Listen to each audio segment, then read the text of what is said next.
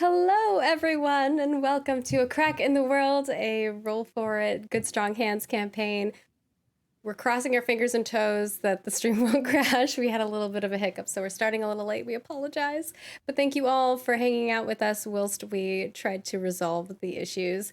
First and foremost, I do want to kind of go back around and say hi again, because we haven't seen Craig in a while, so thank you so much, Craig, for joining us again. If you have watched our previous one-shot of Good Strong Hands, or if you haven't, go ahead and check it out. But Craig is the creator of it, so thank you so much for joining us again, Craig. I had so much fun. Yeah, you're gonna play again. Yay! I suckered you back in. You did. It was so magical. I'm excited. And of course, we have Team Tempo with us again. It's been a while. How are you? Oh man, I'm great. A little hot today, but you know what? Luckily, my choice of gear for my character is it's gonna help me through it. It's all that fur. I know, right? You'll learn about okay, it so more first of all, when you meet his character. Yes, I have a it was like a fur coat that I was going to wear, like. Oh, that would be cool. And I was like, no, it wouldn't be cool. It wouldn't be cool though. It'd be hot. But as soon as I'll set up my my AC and I get that pushed to top. And when I get my coins with my I don't know what you're talking about. I'll introduce my character after, and you'll see why. All right, and of course we have, if you were watching our Call of Cthulhu campaign that just ended, we have our wonderful Katie as well as Grant joining us again. Maybe they'll make us laugh, maybe they'll make us cry, maybe Grant will sing another song. Yeah. Maybe all of the above. That tempo that's our goal. All of the above. Collaboration. Ooh. That would be rad. I'm here to spit bars. That's what I'm here for. I'm here to spit bars. Yeah, drop that hot fire. And with that, we will do some quick updates just so that we can get those out of the way, and then I'll hand it over to our DM to take us away into the magical lands or to the void, whatever happens. So gotta scroll up here. Of course, we have the Call of Cthulhu Strange But True character sheets up on our Patreon if you want to go check those out. We have goodies there, so we really would love for you to go check those out. And of course, Katie and Grant's characters are over there, so you can see some behind the scenes goods. And then of course we have D&D Ascension GM notes coming soon. If you watched our campaign on Thursday, it was a nail biter. It came down to a single roll that could have ended the campaign. So, go watch that. It's intense. And of course, since we finished the tower, we do have some goodies for the tower. And if you are running your players through it, good luck, players. That's all I'm gonna say. And then, of course, last but not least, we are sponsored by Roll20. Let's see if I can put this up without crashing the stream. And now I'm like real nervous. Also, I'm using a whole new overlay thing. Thank you to Katie. So I don't know how the UI works, but I got no pressure. So thank you, Roll20, so much for sponsoring today's episode, as well as, just sponsoring us in general. We have been using Roll20 for the entirety that Roll For It has existed. So if you've always wondered what kind of programs we use to run the maps and do the rolls, that is Roll20.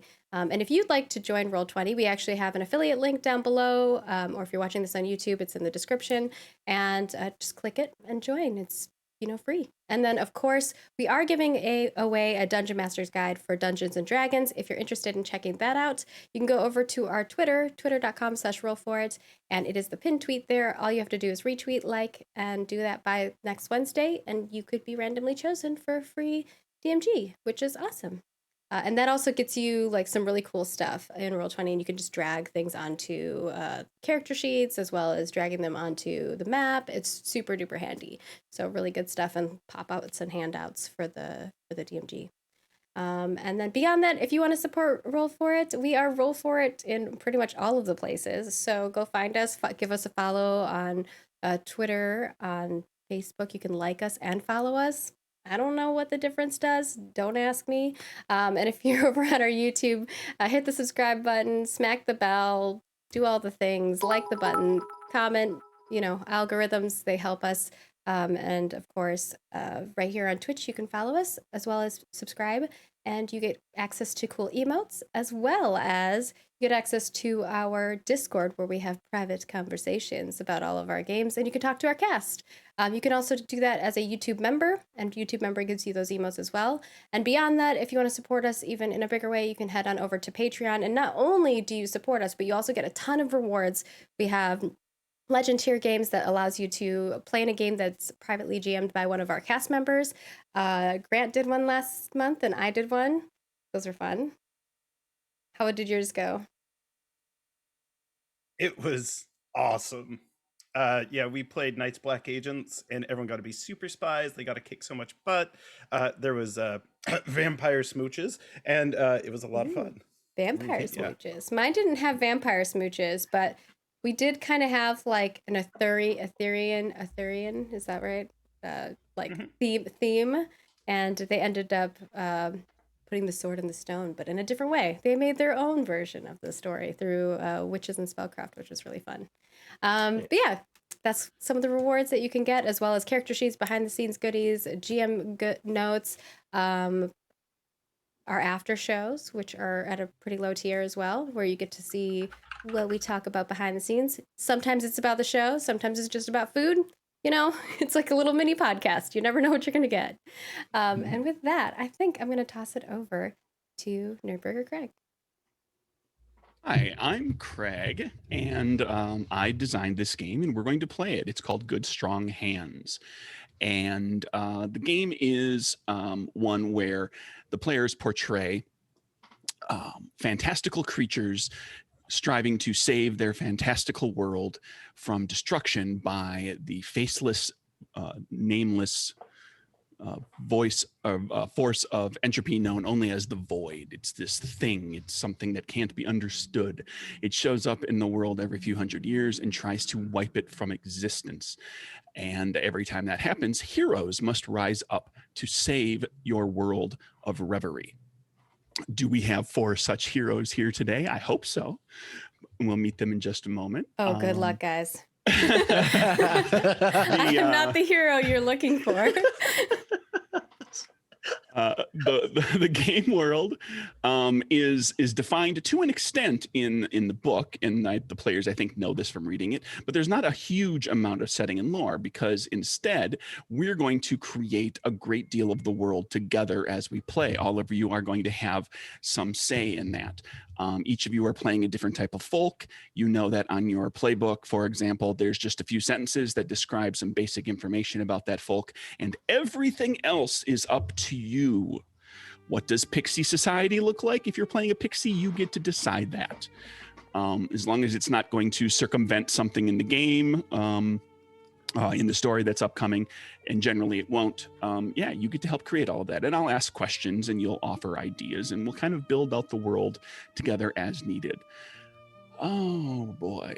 To start with, since the world is malleable in that way, there's it is a fantasy world, but it is one where you can kind of shape it the way you want it. And one of the things I did for the purposes of this campaign is introduce a truth to the world, which is something that is happening, something that goes on in the world that kind of guides what the world is about. The players don't know this until this very moment. Every emotion in Reverie has a source in the world. There's a place from which that emotion springs forth and spreads throughout the world, and then it can inhabit people, and people can then experience and enjoy those emotions. And that goes for good emotions, and that goes for bad emotions. There are places associated with each of these. Right now, the group is at one such place. All of you have traveled and spent some time doing so and met along the way, and come to a place called the Merriment machine. It is a massive machine that reaches into the sky, and at the top of it is a smokestack that pours out light purple, beautiful, wispy smoke that flows across the world, and that is happiness. And that smoke eventually kind of flows out, and it dissipates, and it kind of gets into everything and everyone, and that's how you can feel happiness. If this machine were ever to stop working, and I wonder what's going to happen today, happiness would cease to exist in the world. You've joined all of your compatriots and others here to take place to take part in the Festival of Joys, which is a week-long celebration of this wonderful machine that was built so long ago by people that we don't even know who they are, and maybe we'll figure that out as we play. And the machine is creating happiness, and everybody is here and enjoying it, and they are putting on plays and singing songs and telling wonderful stories, and everybody is in a wonderful mood as we meet our characters here at the Festival of Joys. Let's start with Clowny Bear.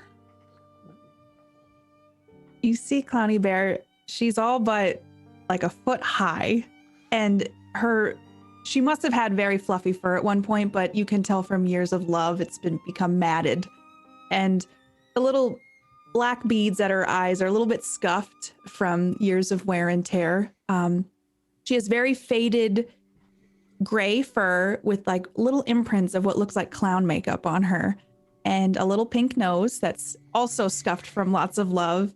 But she's wearing this fluffy little clown suit with faded polka dots all over it. And her bottom's a little bit bigger than her top. And she just kind of flops around when she moves and exudes what looks like a little bit of love with each step. And what is your favorite activity that's taking place at the festival right now? The laughter that she hears from all of the people at the fair. She's just soaking up all the joy that she hears from everybody. You find yourself seeing a great many children who, some of whom have stuffed animals, little friends, little wooden toy friends. They're watching puppet shows, some of them featuring little bear puppets and marionettes that look an awful lot like you, or at least they would to the untrained bear eye. But that's what you are surrounded by right now, and it's wonderful. It's everything she wants.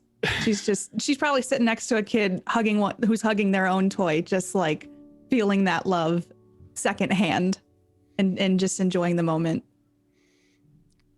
Wonderful. Let's meet Moonbeam. Oh, Moonbeam is a little tiny sylph. She's about, I don't know, how many centimeters is that? Like 5? Is that about 5 centimeters? 5 centimeters is like 2 inches. 2 inches. Like yeah, she's tiny. She could like fit in your hand.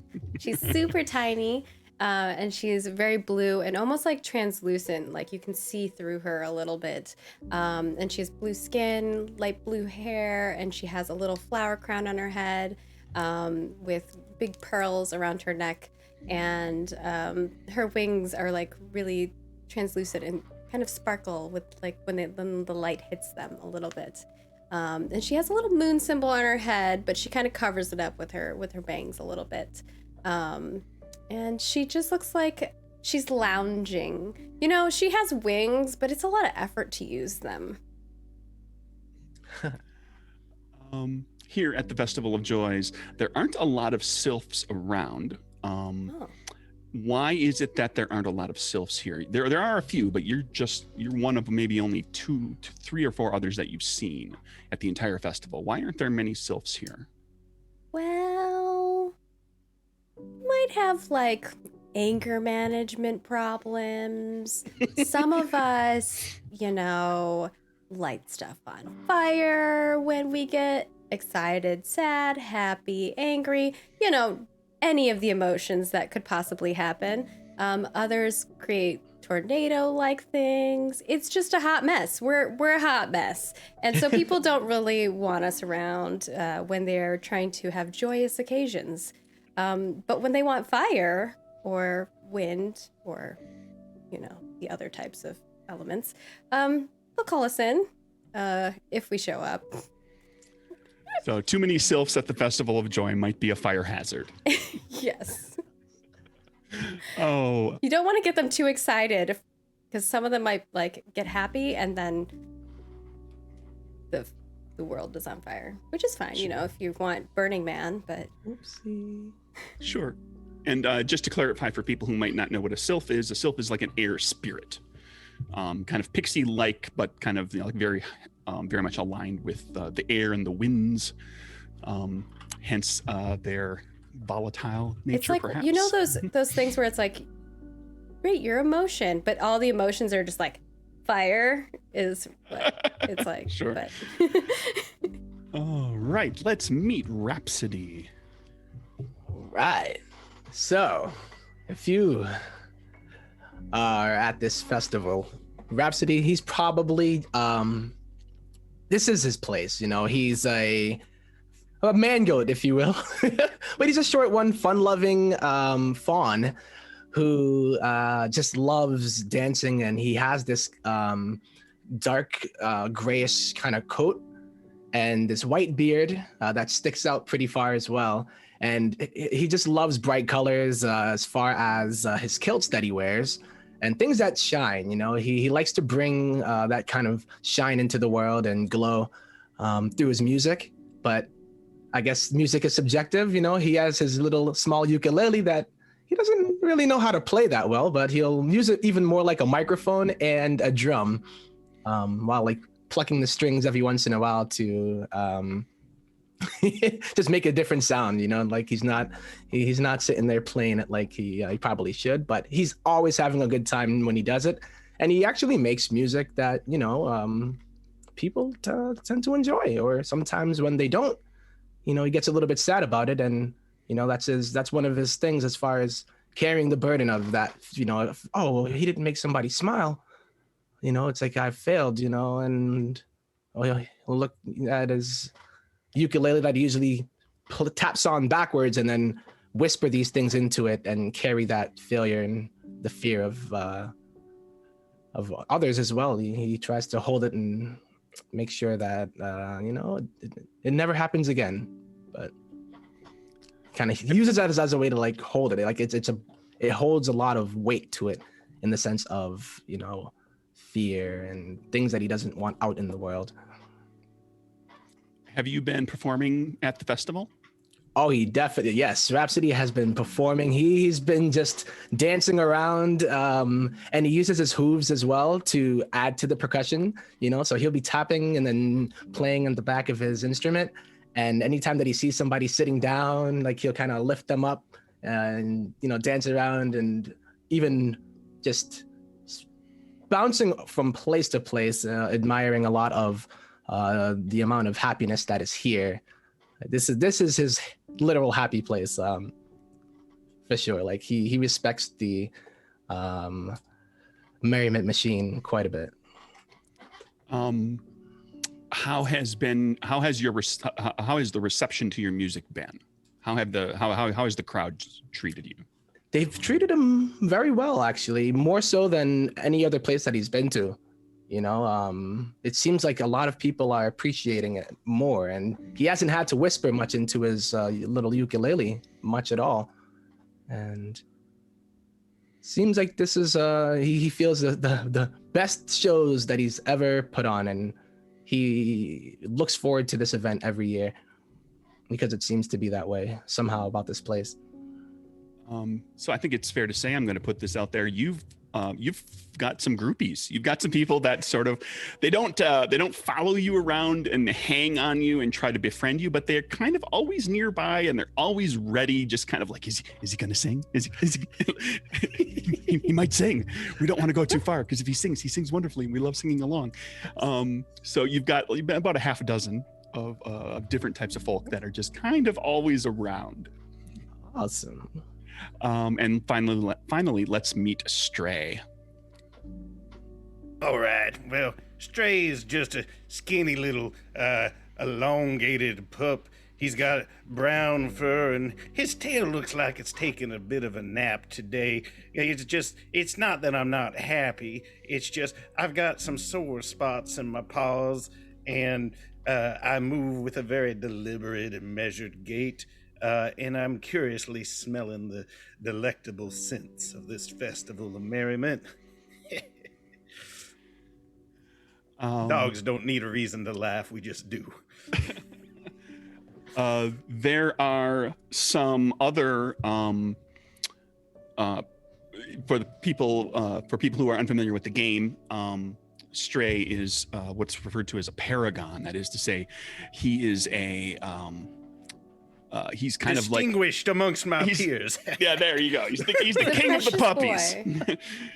he's the best boy. Best boy. Yeah. Not just a good boy, he is the best boy. He is sometimes paragons are emissaries, sometimes they're outright leaders, sometimes they're simply revered elders, sometimes they are young heroes of various animal sorts, and every type of animal has a paragon among them.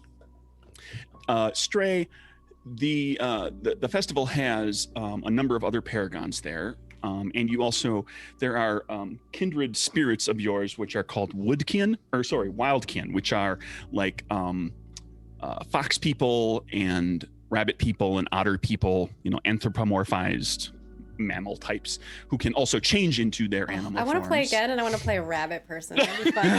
I'm already thinking of like 30 other characters. The animate object thing too, like the teddy bear. Oh, it's so cute. I want to just think of like a million characters. I love the world. It's so cool. Quick aside, the otterkin didn't exist in the game until a playtester suggested it. So if you get the chance to playtest games, do it, because the otterkin is in the game because of that player. Wow. But Stray, awesome. So there's all of these paragon animals and wildkin who will kind of transform into their animal forms and run around and frolic and play. Do you join them? I am more stay on the outside, and if I happen to notice that one of the transmogrifiable bipeds, as they get down on all fours, is maybe being left out of the game, I'll help reintroduce them to the group. So I'm like the fella that shows up at poker night, and you don't know if he's in or out, and it annoys everyone else at the table. But I'm just trying to set a good example. All right. That's, I think, everybody. The Festival of Joys continues. Let's say for simplicity's sake, the group of you are all sort of together in the same general area, along with Rhapsody's groupies. And you see a Moonbeam and Clowny Bear, both you notice there's a young otterkin girl who is very grumpy. And she's got her arms over her chest, and she's having none of this. And like, there's all this happiness and joy and dancing and singing going on around her. And she's looking around, and like every so often a smile starts to creep onto her face because she's surrounded by all these wonderful things. And then she just kind of refocuses herself, and she's being grumpy and she's not happy. And her mother and father and a brother are there, and they're trying desperately to cheer her up and to get her in the mood for the festival. I fly over to Clowny Bear, and I'm gonna, if you don't mind, I lay on top of your head, like lounge. I'm so down for that. Okay, like she flies over and lands on your head and like kind of like whispers in your ear lightly, and she's like, "Oh, there's a girl over there. She looks sad. Perhaps you could make her laugh." I sure will try. Let's go. And I'll just start like bounding over to the little girl. Yeah, and I just lay on you. I get other people to do work. I don't want to do it. Katie, I'm imagining Clowny Bear with like the little short teddy bear legs, and it's like she's moving forward, but it's mostly like this. Yeah, like that's how she runs. And her over the years, the stuffing has moved down to her butt a little bit, so it's like she's very bottom heavy now. A little plump. Oh, she's pear-shaped. Yes, she's pear-shaped. I literally wrote that on my sheet. I was like, she's pear-shaped. You get over to this little very grumpy, like just grumpy otterkin girl, and she looks at you, and she looks you up and down, and she doesn't look impressed. Hello, what's your name?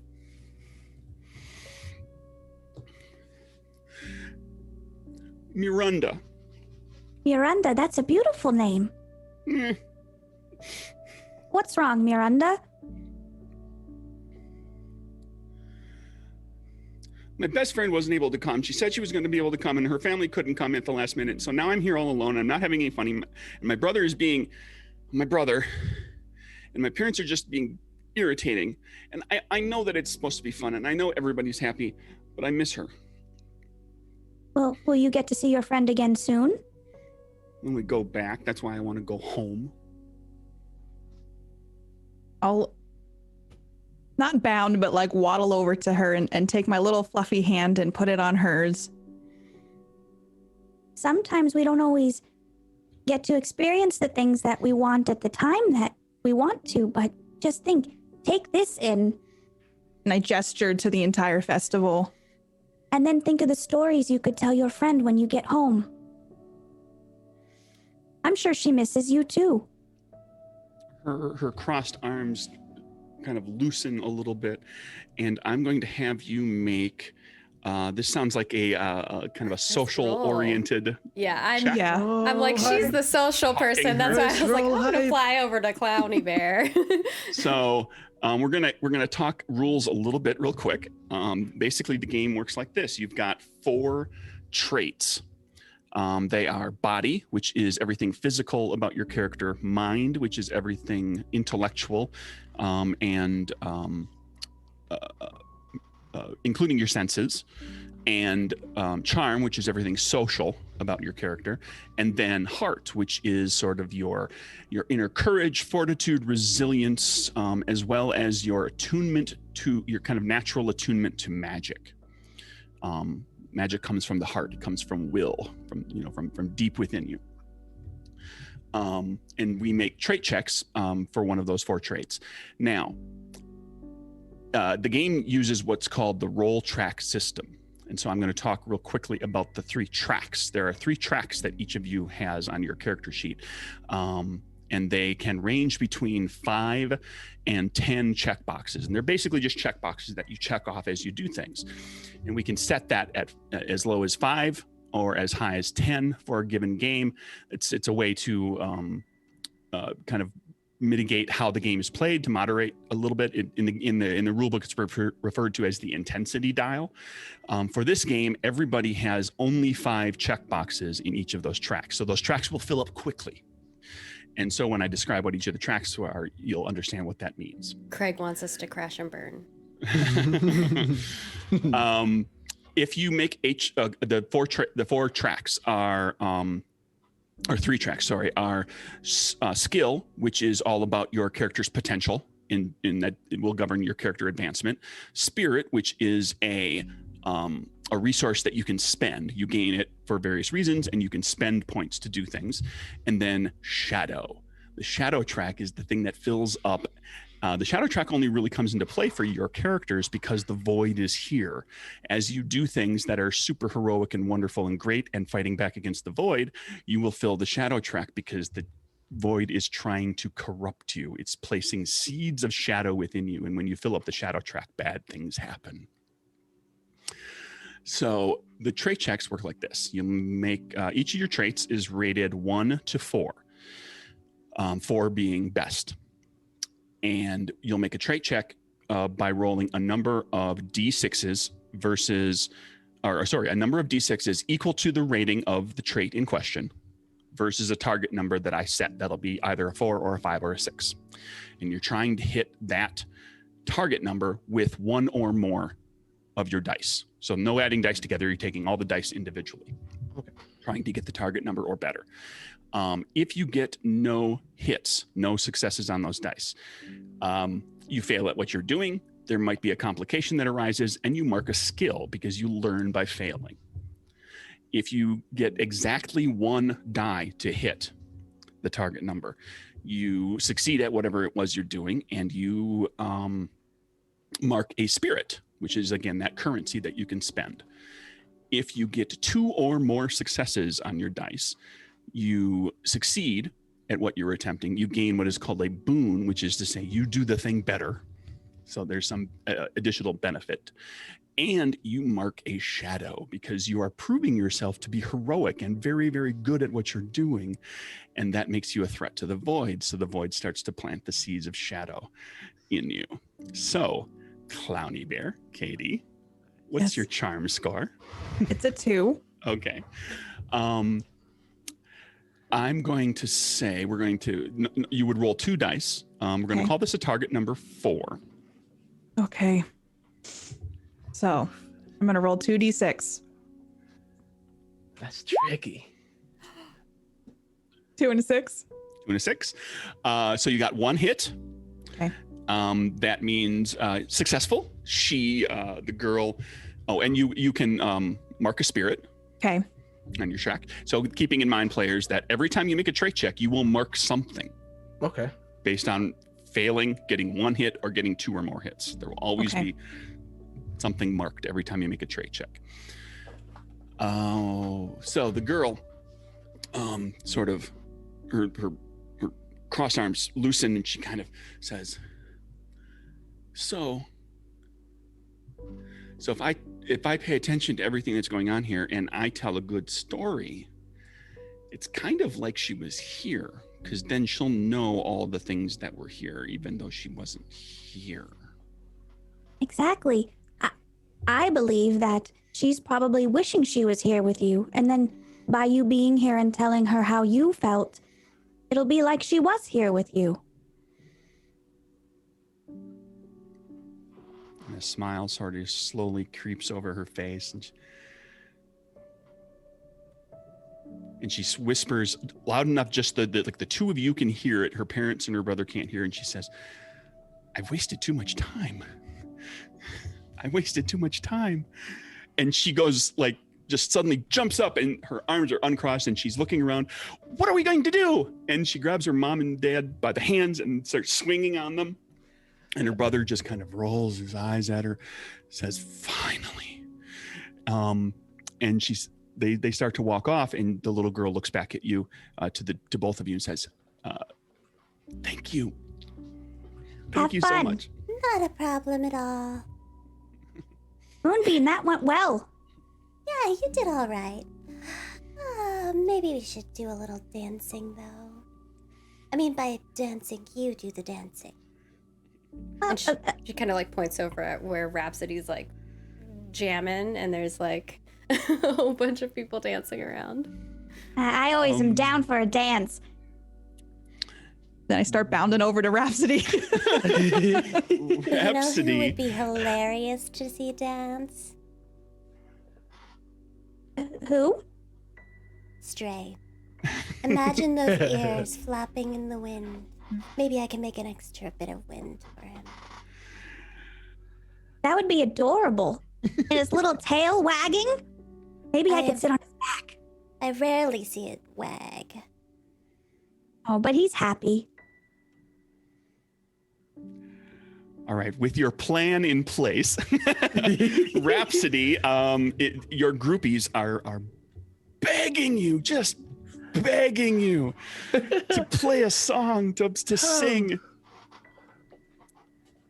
Do I see the Moonbeam and Clowny Bear like waddling over yet, or are they? They're far enough away? heading over toward you, and Stray's nearby, being not as grumpy as the little Otterkin girl, but he's being the pupper dog that you have come to know as Stray. He's not quite into the spirit as much as you, anyway. Put it that way. So yeah, I'm just Rhapsody is like, oh, friends, oh, you've come to see the great Rhapsody sing today. Is that so? Oh, isn't this the greatest place to be?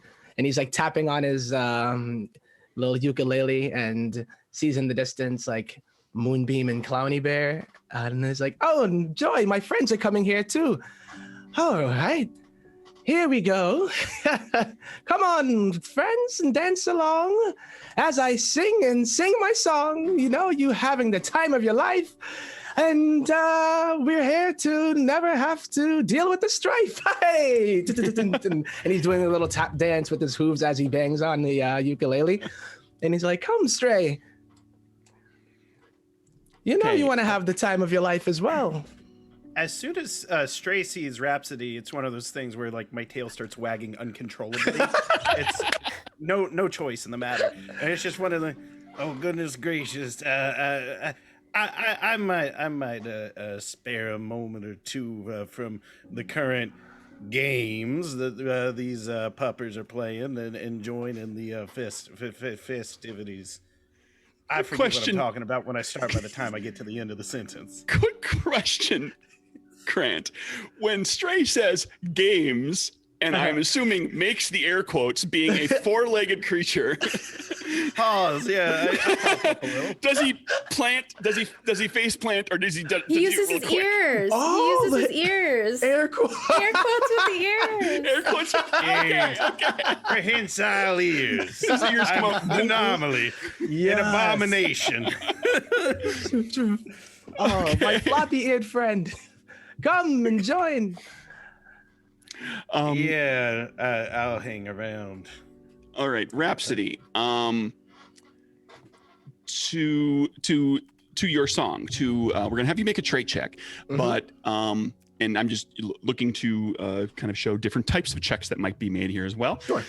This could be a charm-based check where you're just trying to kind of invoke an emotion in people. This could be like an expertise check in your field of rhythm and music, and even in singing and just speaking very quickly. It could be like a body check, so it could be like you're trying to be just like this, a perfect Body check. physical body check, a perfect physical performance I hope I don't like accidentally dance into them and knock them over.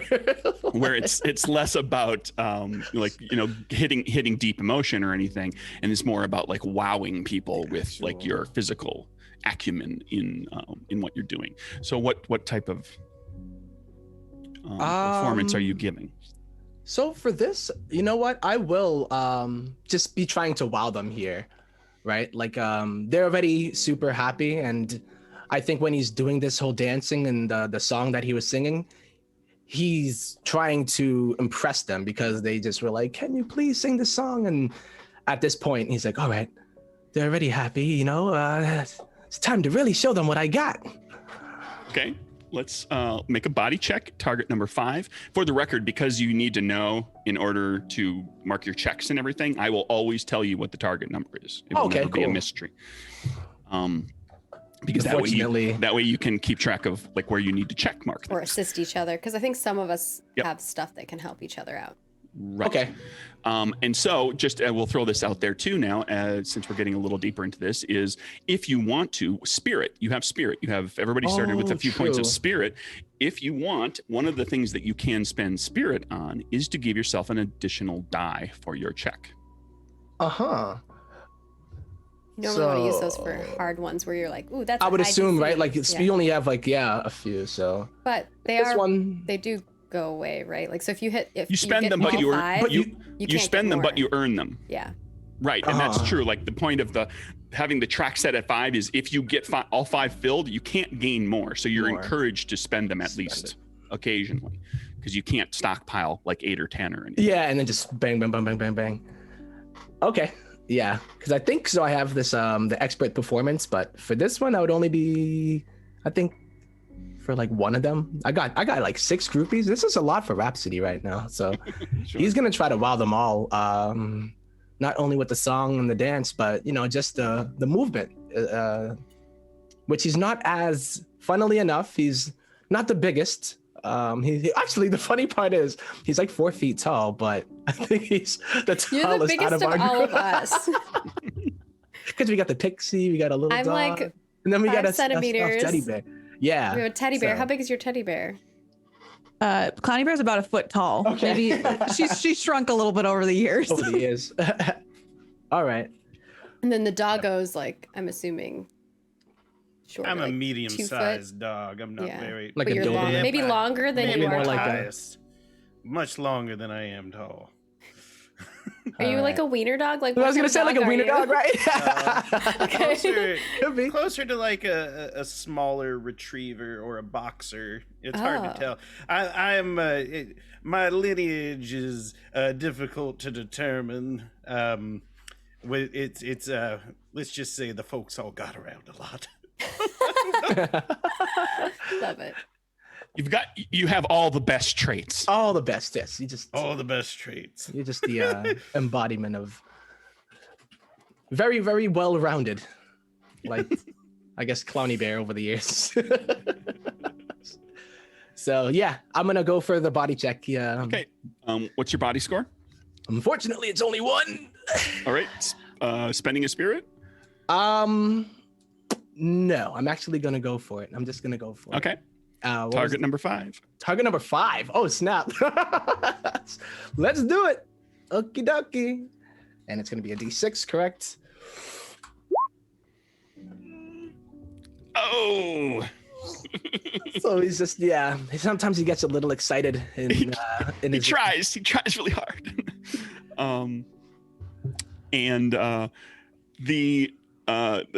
The song, you perform the song well enough, but the precision of the movements don't quite wow anyone. And as a complication to that, they don't go away, but your groupies start to kind of look around at other things that are going on. They're not quite as enamored of you right at this moment. Mark 1 skill. Uh-huh. And that takes care of that. Alrighty. See, look at that. We're showcasing the different ways to. If you look out in the crowd though, Clowny Bear's just clapping her little hands together, not like just cheering you on. Support. Yes. Yeah, I got a really good support system at least. Yeah. Stray would offer a soliloquy and just be like, the rhapsodies have begun to wilt as he watches the meander off. Yes. Moonbeam's just like, The matter? Wait. You'll get no. better with time. You like no? But I thought. Oh boy, sour grass. And he kind of just like, you see him like lean into his ukulele. He turns it over, and he's just like, the next time, maybe I shouldn't left step, right step, and then right step, left step. Yeah. Hey, good to see you guys. Aren't you having a great time here? Yeah, it's been kind of fun. I got to watch Clowny Bear make someone happy. Oh, joy. It's always great when people are happy, is it not? It's the best part of life. And that's why I love this place. I mean, gee, Stray, my four-legged friend. Rhapsody, my most beloved biped. Yes. And with those declarations of how wonderful happiness and joy is, you all hear ka-clunk, ka-clunk, pong, kung, ka-clunk, loud rattling clanks and clamors coming from the Merriment machine, this great big building-sized machine. In fact, you can go inside of it. It's like it's a building, but there's pieces that are moving and bellows and pistons and things that are coming in and out. And the smokestack on top that is spewing the purple smoke stops spewing purple smoke. Did you hear And that? after just a few seconds, it starts drawing the purple smoke back in. Ooh. And you see this dissipating smoke, these tendrils of purple that went out and out and out, all start to kind of draw back in, as if it's being sucked back in, as if there was a bellows on the side of the building that was expanding and pulling everything back down into it. The crowd grows silent. Suddenly, this festival grinds to a halt as the machine clanks and clamors and the smoke starts to draw back into the machine. I'd like to fly up and see if I notice any, like, what is actually wrong with the machine. My specialty is noticing things. Okay. How close are you going to get? As close as I can without, like, the purple smoke, like, intruding my flight, I suppose. You want to go up to the smokestack? Yeah. Okay. You go flying up to the smokestack. The purple smoke is getting pulled back into the machine right there. You can, as you get closer to it, you feel like overcome by joy. Like you're right next to the smoke, so you feel overcome by happiness and joy, but also this strange foreboding of this machine that is not doing what it's supposed to do. And the smoke is, but you stay, far enough away so that you're not like in the path or anything. Yeah. Kind of peer down with a mind check into the smokestack, which is dark. So a target number 6. Mind checks are included. Your senses are included in mind checks. So, however, you have a specialty, yes? yes, specialty in noticing things. And that gives you advantage. Okay, so I get to roll 2. In the game, right, advantage and disadvantage are the ways that you modify dice rolls up and down for circumstances or from personal skill type things. And so with advantage, you gain a die. With disadvantage, you lose a die. Okay. And this is separate, for the record. This is separate from spending spirit. And then my mind is 4. So do I do 4d6? Or do I? Your mind is 4, and you're gaining a die from noticing things, so you're rolling 5. 5. Wow. 5d6. Let's see. If you were to spend a spirit, you would roll 6, and that's the top end of what you can roll in the game. Ooh, I'll spend a spirit. We'll do a spirit spending. We Seems haven't done pretty that important. yet. And this seems important. So 66. Sure. Let's see how it goes. Versus target number 6. So 5. I got 3 5s. Oh! It's very dark in there. You don't see anything that gives you a clue as to what's actually happening. But with failing on the check, there's a complication, and you can mark skill. Okay. There's a complication, and that complication is down deep at the bottom of the smokestack somewhere. You see A motorcycle. a motorcycle. Yes, I'm on a main street, everybody, and I'm not too far from a train track. I apologize. I just kidding. I'll mute myself when other people are talking, but sometimes I'll be in the middle of things. So, you see down at the bottom, deep down in the smokestack somewhere, 2 red glowing dots that are close enough together that they might be eyes. And if they are, they're looking right up at you. I gasp, but like I'm smiling because there's like a bunch of like purple smoke around me. So I'm like, I look really happy, but internally I'm like, ah. And she just kind of gasps. And flutters back a little bit and then flutters forward and is like, Hello? she tries to say hi to this red-eyed thing. Deep within the smokestack, you hear a voice that echoes up through the hollow cylinder. Go away. This is mine now. I don't think that's how this works.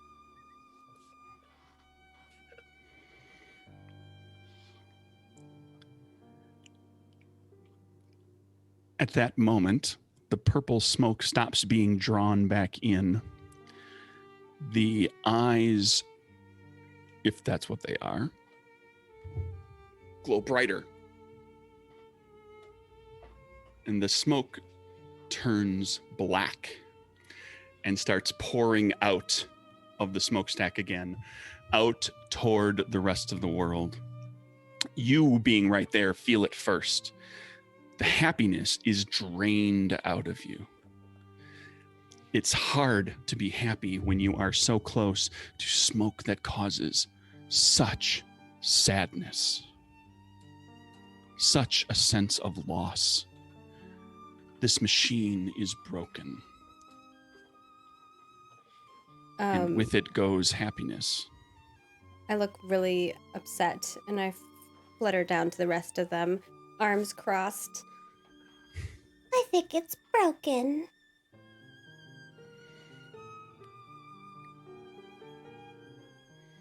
What is it that's broken? I noticed the smoke, the festival There's something seems... inside and it's eaten all the happiness. Wait, what? Why? Who would want to eat all the happiness? Happiness is meant to be shared with others. I don't know, but I don't like it. Why? You look... I mean, I would be sad about this happening too, but geez, that look on your face... You can't let it get to you that much, can you? Did you fly a little bit too close to it? I get in his face, like a tiny little Just body. flies up. Look, I can be as bad as I want. Wow, Moonbeam. Well, then he kind of like looks over to the rest, Clowny Bear and Stray, and is like, I can see why she's upset, but she... Maybe we should get the Are they... fairies from the north to come. They can light it on fire. Wait, no. Moonbeam, I know that you're mad right now, but it doesn't help to take it out on Rhapsody. Yeah. Tell them, know. please. I'm Yeah, sorry. tell them, Clowny Bear. It's... Maybe we can fix it. Yeah. It's not supposed to be pouring that black smoke, so it was pouring purple smoke before. We can make that happen again. I'm sure of it. And you said something ate it, so maybe we can play him a song. You know, do you believe he'll at least spit it back up? Perhaps if my performance is as bad as the one before, maybe he won't be able to stand the sight or the sound. And I think your music back would up. bring him joy. Oh, And I could tell a story, maybe, and we could make whoever's in there happy. I guess we Absolutely. could try that. I have concerns. What kind of concerns do you have, Stray? I think whatever's in there, and I'm not a dog of very much brain, but I've seen a thing or two in my time. I think if it's sucking up all the happy, whatever joy we bring it, it's gonna gluttonize whatever joy it sees. It'll suck us dry of all of our joy, and I'm afraid it's gonna take your ukulele too and claim ownership of all of our property that we worked hard for. I agree. Someone else can take care of it. But who will? You know, Look around. Is anyone else around? just like the crowd. What's the scene? Yeah, what's the scene of like the the festival now? The sadness now, sort of that the Moonbeam felt right from up above, has now sort of washed down over all of you, and you're all starting to feel it, and it drains all the joy and happiness out of the festival. All the people gathered here, all the different folk, 100 or so people are. No one's singing, no one's dancing, no one's telling stories, no one's laughing. A good many of them are either crying or right on the verge of crying, and about half of them look like they're getting ready to leave. No one's laughing anymore. I don't No. like that. Me neither, and you know, this festival isn't even that great anyway, but I wish I could feel those feelings again. I feel like it's starting to bum me out quite a bit. Now, I know I said I had concerns, but I'd very much love to see you all smile again.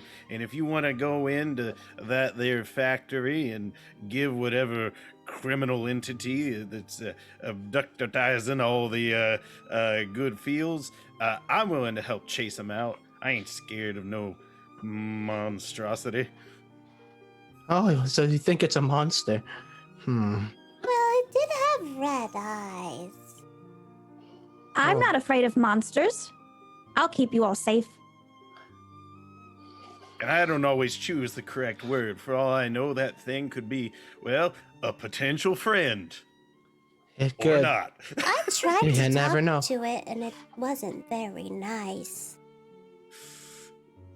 Well, I don't like feeling like this anyway, so I guess I'll go as well, you know? I was Let's go still get meant to Moonbeam's bring happiness joy. back. Apologies for the interruption. I got excited. Yes, I agree. We need to bring it back. That this is what makes this life worth living and sharing with others. You know? It's so important to me.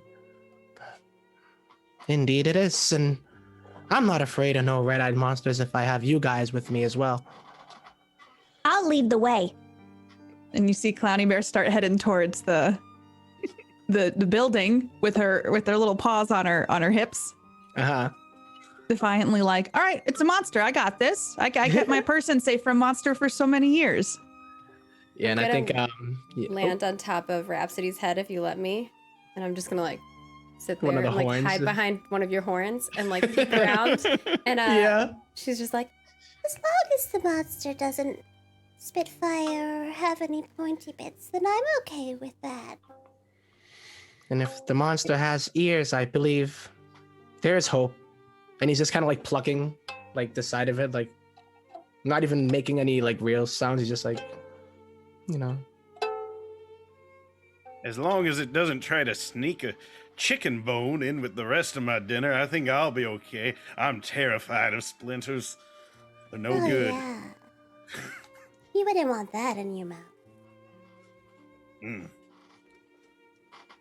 The Merriment machine is a massive metal building with pistons that come in and out of it, with bellows that open and close. Some portions of the sides of the building look like pipes, like a pipe comes out and kind of comes around and goes back in. And some of those pistons and bellows move.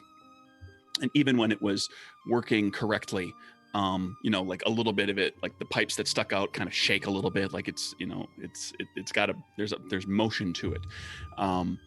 But it is building size. It's like, it's a pretty large building. Basically, think of it like a factory.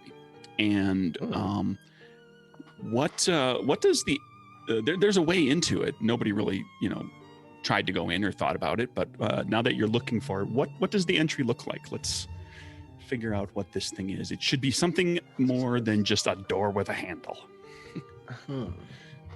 Anybody want to? I was thinking, what if it's like you have to go on like the Ferris wheel, and then like there's a button that you can like go under the ground in with the Ferris wheel. Like you get in the Ferris wheel carriage and it takes you down. It goes. Under. Yeah. Oh, okay. Yeah, it's a Merriment machine. Okay, so there's a Ferris wheel essentially Like a attached. secret hidden entrance. But the Ferris wheel goes underground, part of it, like the bottom half of it goes underground. Okay, so right at the bottom, you can only see the top half, like the top semicircle of the Ferris wheel, and it's moving as the machine is, doing its thing, making its noises. This Ferris wheel is going around. It's got little cars, little passenger cars, little. That you can get in, but there doesn't seem to be anybody that's operating it or turning it on or off. So we're going to need people to get into the cars while they're moving. Now Moonbeam can fly. Lucky. Which makes it a little easier, but the other and so a Moonbeam can effectively just kind of get in without too much Can difficulty. we use like the thing to turn it on and off? If you can figure out you looking for the controls. Yeah. Okay, there are 13 levers and 4 dials, none of which are labeled.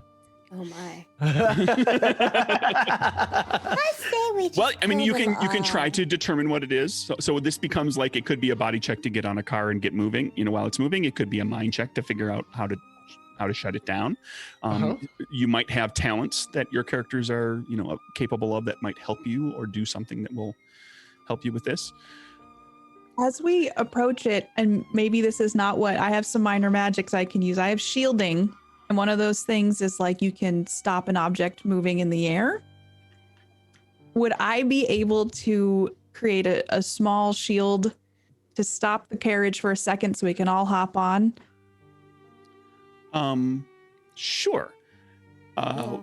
Basically, yeah. Well, okay. To describe minor magic. Okay. This is an sort of an open-ended magic system. There's no, Clowny Bear doesn't have a bunch of spells to choose from. She has 3 realms of magic, and there are other characters and other ways, other characters that can have magic. All the characters can have magic to some extent, different types of magic. I believe Moonbeam has magic built into your top talent, if I remember correctly. Is that true, Moonbeam? Maybe. Oh, sorry. I was like, okay. oh yeah, I'm Moonbeam. Yeah, you're talking to Clowny Bear. So your top talent. I'm sorry, didn't mean to switch on you. The top talent there, your wind, 4 winds talent. You've got I can like remove a condition right, but it says magic. Does it not? from anyone. It says, Magic air. Yeah. Right after the title of the talent. Oh yeah, magic air. Magic air. So she has air. She has access to air magic. Mhm. Clowny Bear, being a creature of magic, magically animated, has multiple realms, and one of them is shielding. So the way the minor magic works is this. Minor magic can accomplish anything that a normal trait check could, but it does it through magic that you devise. You decide how the magic functions to do that thing. And to make the check, instead of using body or mind or charm to make the check, you'll use heart, because that is your attunement to magic. So you could do something that will shield or otherwise like stop the machine from moving, or slow it at least, by making a heart check. Okay. I see. I would attempt to wave my little paw and create an invisible wall to just kind of, like, if it starts to go through it, it starts to move like in slow motion. So I just, wave my little paw and just go, yeah, I'm just gonna make a quick little stop here. and see if I can do it. All right. Slowing this thing down, we'll call it a heart check, target number 5. Oh, okay. Maybe spend some spirit. Do you have a specialty? I have my specialties are it's using minor magic. Okay, so that gains you a die. Cool. Okay. So my heart is 3, so this will be a 4d6. Okay. Versus target number 5. I'm just gonna do this because I'm like, you know what? I believe. I believe. I should have believed more. I should have believed more. Believe a little you got bit 2 more. ones. Should have believed harder. Harder. You create a wall kind of right at where the Ferris wheel kind of comes down, like whoop, there's a wall and the Ferris wheel's coming down, and the car hits it and just goes and just smashes right through the wall, and all the pieces of the wall fly everywhere. Mark a skill for that. Okay. And everything continues to turn. That wasn't supposed to happen. But I've never done this with a Ferris wheel before. The crowd reaction is the wall is created, and there's not happiness cheers, but there's some people that are like, oh. And then the wall gets smashed, and then they go, oh. Yeah, I think Rhapsody will start playing with the strings finally, and he's like, boing, boing, boing. Wah, wah. Rhapsody just Our own invented womp womp. soundboard. Rhapsody in the background. We're gonna have to slow this down if we all want to get on it. Yes. I We can can try make to jump in, but that's one of you fly. I just want to take the challenge head on and rush it as it moves. I want to show that this old dog can learn a couple of new tricks. Okay. So are you going to just charge in there? Absolutely. All right, body check, target number Go. 5. Yes.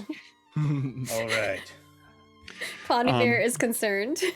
Don't Katie forget. and Clowny Bear are concerned. Don't forget that you have spirit available to spend to gain a die if you want. I will spend a point of spirit, and I will throw these old bones to the mechanical devilry of the Ferris wheel. All right. I'm gonna say what I was gonna say. Non-denominational deity, take the wheel. Boom. I rolled the wrong thing. You rolled sorry. a 13, which doesn't happen in this game. I know. I was trying to. I was gonna do an inline roll, but I did a math only roll. Sorry. Yeah. What is it doing? Like as the sadness is kind of like, slowly making us sad. I'm like, you can do it, Stray. Okay, You so that's got 5, 3, this, and a 2. man. So that's target 5, 3, and a 2. You got a 5. Why So is you're it in. freaking out on my screen? Mark a spirit. Yes. Mark a spirit. So you gain that spirit right back by being succeeding. And Stray runs up there, jumps in, and then immediately disappears underground. Wow. So is he okay? We don't know. But the wheel rolls, and eventually Stray comes out on the other side, and he's give us your best, your greeting or wave or whatever as you reemerge above the ground, safe and sound. I'm thrilled to see everyone as I reemerge. Then when I go back down, I'm immediately sad and like whimpering because I don't like being alone. Aww. But now he's going up over the top and around. And he's like, And I'm happy, my friends. when he comes back around, anybody who wants to jump into that same car can have him help and gain advantage on the jump into that car. Who does not have high body? I'm just gonna throw it out. I mean, Clowny Bear also Rhapsody, you too. Yeah, unfortunately, no. What's your guys' body? My body's 1. Okay. Oh, my body's 2. So Rhapsody, you win. You win this time. I'm crazy. I'm on your head by your like horn, like hiding behind it. And I'm gonna. go ahead. Sorry, I'm gonna go this far. Rhapsody or Stray and Rhapsody are kind of bigger. Target number 5 for you. Clowny Bear, target number 4 for you because you're like this tall. Okay. Yeah. So there's less chance that you're gonna run into the bar or anything. Like the gaps are bigger to you Okay. because you're so small. Okay. right, But so I'm should I- behind your horn, and I go. So you can make that Just as make you fly. and then that'll be Oh. you can get in automatically. Just fly along with the wheel. So I like touch your like horn, and it kind of sparkles, and you start growing wings. Whoa. Little fairy wing. Well, actually, it'd be kind of funny if he has like tiny wings, and he's like Yeah, a big. like take it. But they're powerful. Like I They're feel powerful tiny wings. this. Yes. And I'm like, what? You get like blue translucent little tiny wings. Little wings? And I'm like, and like, the first smile that Rhapsody's had, and since I think since you flew back down, right? Because he's been kind of down this whole time, and now he's about to be up with these wings that he just got. So he gets like his gift. Yeah, he gets his I can temporarily give my ability to fly to allow a friend to fly until the end of the scene. Wow. All right. So in that case, yeah. Could Clowny Bear ride on top of Rhapsody? I can like try to grab the Clowny Bear, Yes. the teddy bear, fly over. Clowny Bear could. Stray would be a little big and unwieldy to easily ride on Rhapsody flying, but I think Clowny Bear and Moonbeam, obviously, you're very small. So like, yeah, with Rhapsody flying, pick up Clowny Bear, Moonbeam sit on the horn, and Rhapsody, you could fly everybody in there. Yay. Okay. Yeah. I'm like, whoa. And he's like kind of clumsy with it, like he's just like flying back and forth and figuring it out, and like swinging around in midair. And he just kind of flutters over to Clowny Bear. More to the left. No, you have to fly. You have to do them both at the same time. Yes. So grab onto my horns and just steer It's me making or something. Kind of sick. I'm so sorry. Whoa. And he kind of figures it out a little bit and clumsily just floats over towards Clowny Bear. And if you don't mind, I can bring us down. Oh, I'll figure this out, I I think. reach my little arms up. Okay. And he like goes horizontal, like slowly, and like grabs Clowny Bear's hands, and then it's like, oh, here we go. Clowny Bear hugs you, like kind of just Aw. holds you as we fly onto the Rhapsody. Ferris wheel. Rhapsody, even with the happiness gone from the immediate area here, being hugged by a teddy bear, a sentient magical teddy bear, sapient bear, is one of the best feelings you've ever had. Wow. You are immediately filled with joy and peace and just you feel like you could do anything. I got this. All right, let's go. Right, here we come. And he just, it's like, has one hand. I think Clowny Bear is holding on by one hand right now, and he's just swinging up the ukulele like, yeah, like we got this. We're gonna bring happiness back. And he's so happy right now as he's floating, almost holding the ukulele like this, like trophy, or just like a, maybe even a hammer, like he's about to really kick some butt. But yeah, he's never gripped it like this before. You hear the tight Clowny Clowny Bear just going, woo! As we fly towards fun? the Ferris wheel. Oh, isn't this amazing? And you fly in between the bars and you get down in there with Stray.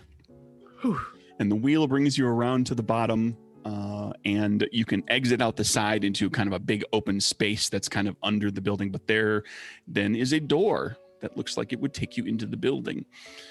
But it's dark down here and it's a little chilly. Okay. And everybody can exit the wheel easily enough. Okay. Stray, are you okay? Can anyone? I am absolutely A-okay, but and he does that kind of like dog stretch thing, and he goes, it's getting a little late in the day, so if we're gonna run this criminal entity out of this machine, we best do it quick. He lets out like a long Time's coming. Criminal entity. Yeah. Well, I would say as we're descending and it's getting a little bit darker, that great feeling is like starting to slowly go away, and you see Rhapsody just like, I don't know, it's gonna be dark down here. Lantern, anyone? This is what this is why we bring these things, right? Right? Am I picking up that he is afraid of the dark? Anyone? I don't have any free hands here. When you are this close to him, and given that you know him fairly well, even though he hasn't told you this, you just kind of sense like this is more than just like, oh, it's dark. This is unpleasant. This is he's like painful fear. Okay. Yeah, his wings probably are like fluttering like really fast now. Like it's not that controlled way that he They flutter so fast that they disappear. Yeah. They just crumble away because you only get them for the scene. So the scene, right? Okay. Yeah, so they as we're descending into the dark, you notice that they really shake or they're fluttering so fast, and then they just completely vanish into thin air. And when they vanish and Moonbeam regains her ability to fly, you've given your flight ability to others at times in the past, and it's always a little weird and disconcerting when you suddenly can't fly, because it's central to your nature. And when you get your ability back, it always feels wonderful. But this time, you can fly again. You've got the ability back, but it doesn't bring you the same kind of joy that it once did. Okay. One of my specialties is overcoming fears. And Clowny Bear specializes in the dark monsters and storms. So I would still be holding on to Rhapsody's hand. Are you okay? No. I mean, yeah, no. Yeah, no. Just tell me what's wrong. It's dark. It's like this can't see. This, you never know. There could be anything over there. It's just, and he's just like looking like. I'm peeking out from behind your horn. There's nothing over there. There could be, though. You never know, And he's like looking up now, like to where potentially there could be some kind of light, just like, it's cool, but I might just, chill here for a bit, just for a little bit, I will sit with you. Okay. But you should know the dark isn't so bad. I mean, yeah. I don't sleep. It is. Actually, it is. Yeah. I've lost many to the dark. Well, I've been awake through many darks, and very few bad things happen. Well, I mean, the void is dark, and that's the scariest thing ever. It's, yes. Hey, let's look. I mean, I'm sure I'm sure you've been through anything, but have you ever seen the void? I've mostly heard stories, but I know that it's not a good place. I've heard horrible stories. My parents, as a kid, I get it, because I was a goat kid. I was kidding. But as a kid, it was very, very, the worst thing that you could possibly ever really run into. So it's just, that's kind of like that over there. If you look, just look. I would look over to the corner. When my person got scared at night, I promised I would watch out for them. And I will do the same for you. I will let you know if anything bad is coming. I will wake you up, or I will tell you. You promise, and you promise. Yeah? I always promise. Oh, all right. As long as you don't let, the void ever. I'll try my best, but You will be okay. he's still kind of like cautious and just very apprehensive, but Katie, let's have a charm check, target number 3. And I believe you have a specialty. Yes, I have a specialty of overcoming fears. So I will do, and I'm going to spend a skill. For the record, a spirit. Oh, spirit, excuse me. And for the record, for those listening, rules-wise, this is actually, the characters all have fears. They have fears that they decided for their character. The way it basically works is, and Tempo played it properly with Rhapsody, just like, I'm not going anywhere. It's dark. This is bad. And Clowny Bear is trying to alleviate that by reassuring Rhapsody. So the check here, like Tempo decides that Rhapsody, will continue on.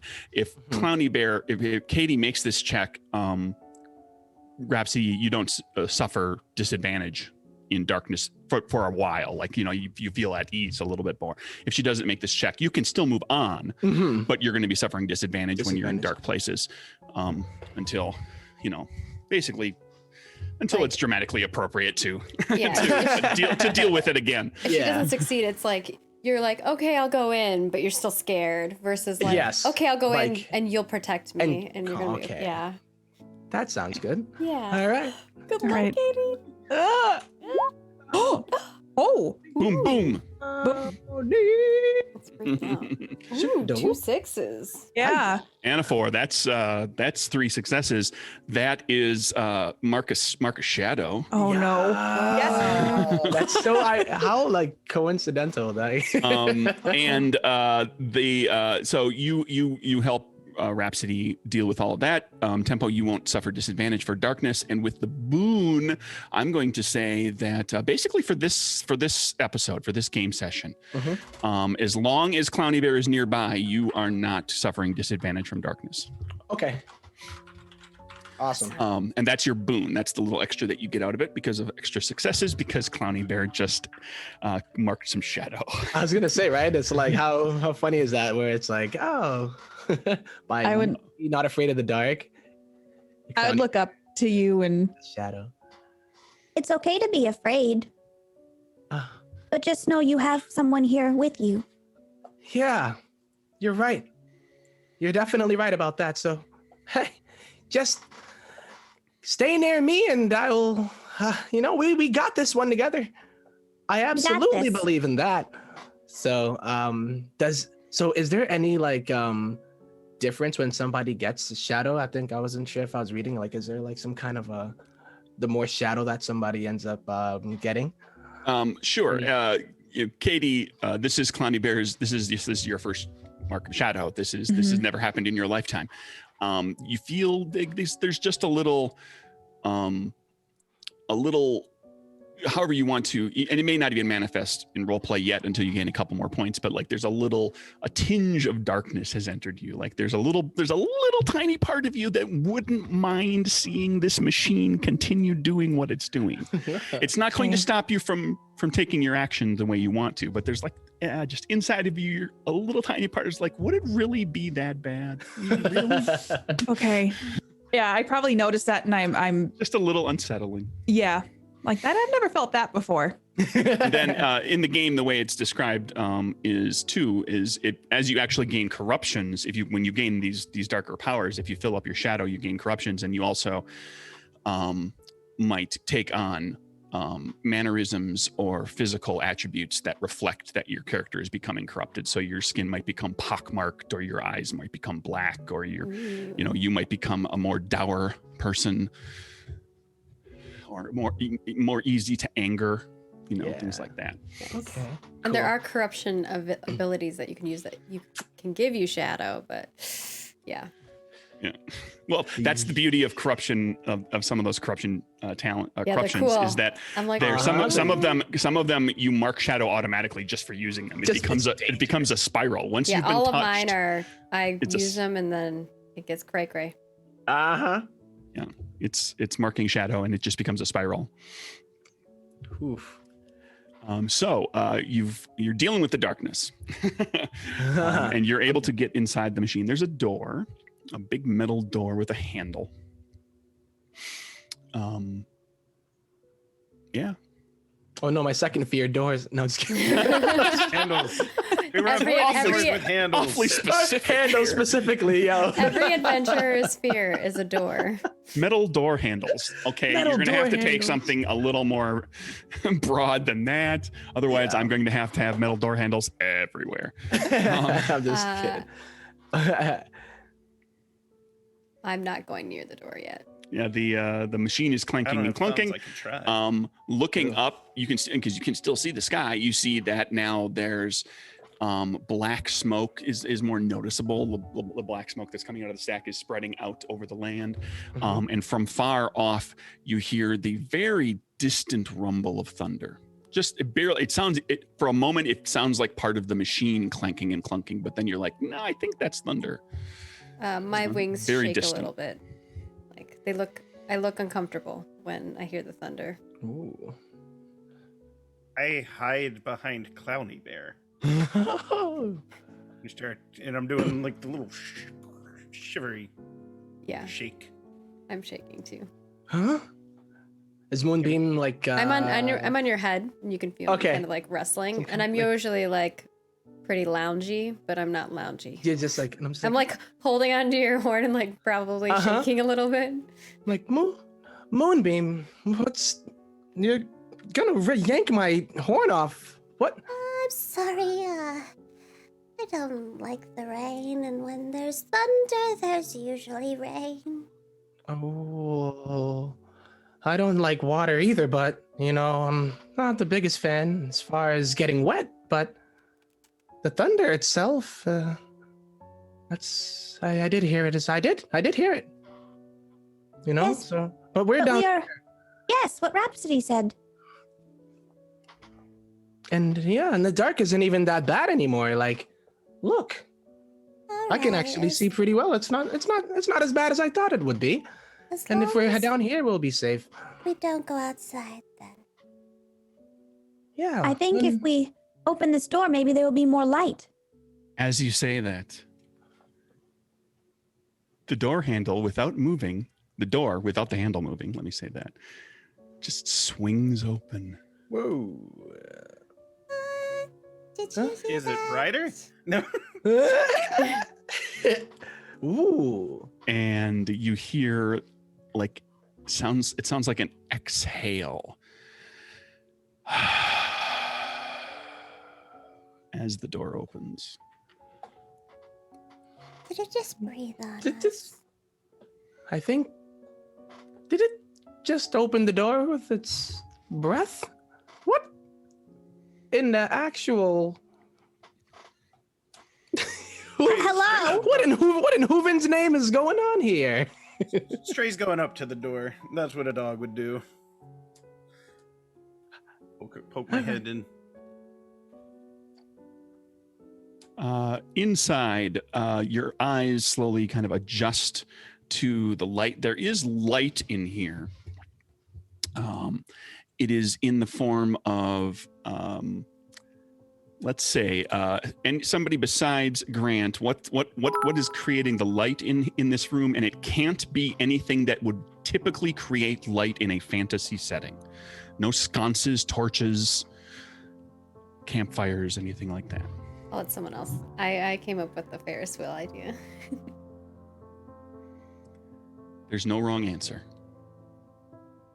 So it's something that can make light, but just is not a normal thing. Not for a normal this. light. Not a typical thing that you'd run into, like, oh, it's a lantern or a torch Okay. in a fantasy game. I imagine that the sky looks like there's a bunch of like clear orbs radiating light, and they're just placed perfectly along the ceiling. Oh, like those like glow in the dark star type of things, but little circles. I just imagine like it looks like there's like it's a glass orb, but it just Like a literal it's light like bulb. swirling like lights or like lightning bugs are flying around in it. Okay, Ooh, I like so that. there's a series of glass orbs that are floating at the ceiling that are moving around, and so that they're causing shadows to constantly shift and turn as you're walking amongst them.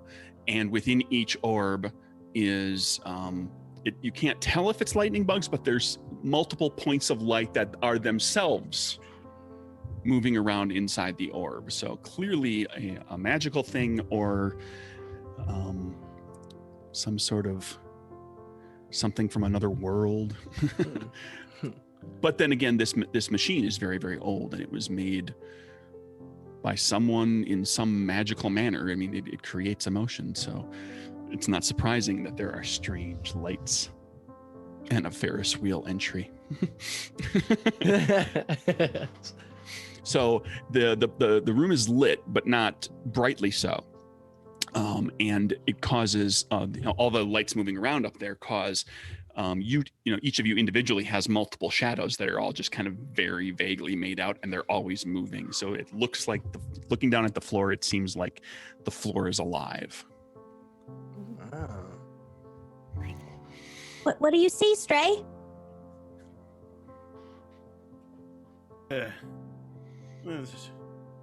It's beyond my comprehension.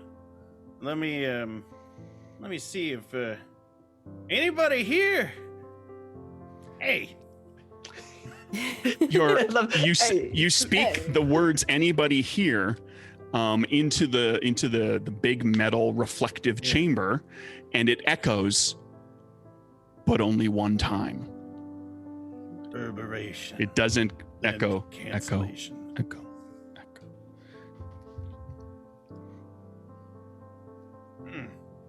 Well, I might as well muss not. about. I'm gonna be looking for buttons to push, levers to pull, machines to crank, because I'm curious. I'm a dog. I'm gonna root through the trash. Yeah. Okay. So, Rhapsody is like following too. At this point, Kalani is, as long I'm right as here. Okay, just making sure. All right, Stray. Yeah, I'll search the other side here. I'll look around as well, on top of Rhapsody's head from behind the horn. Looking around.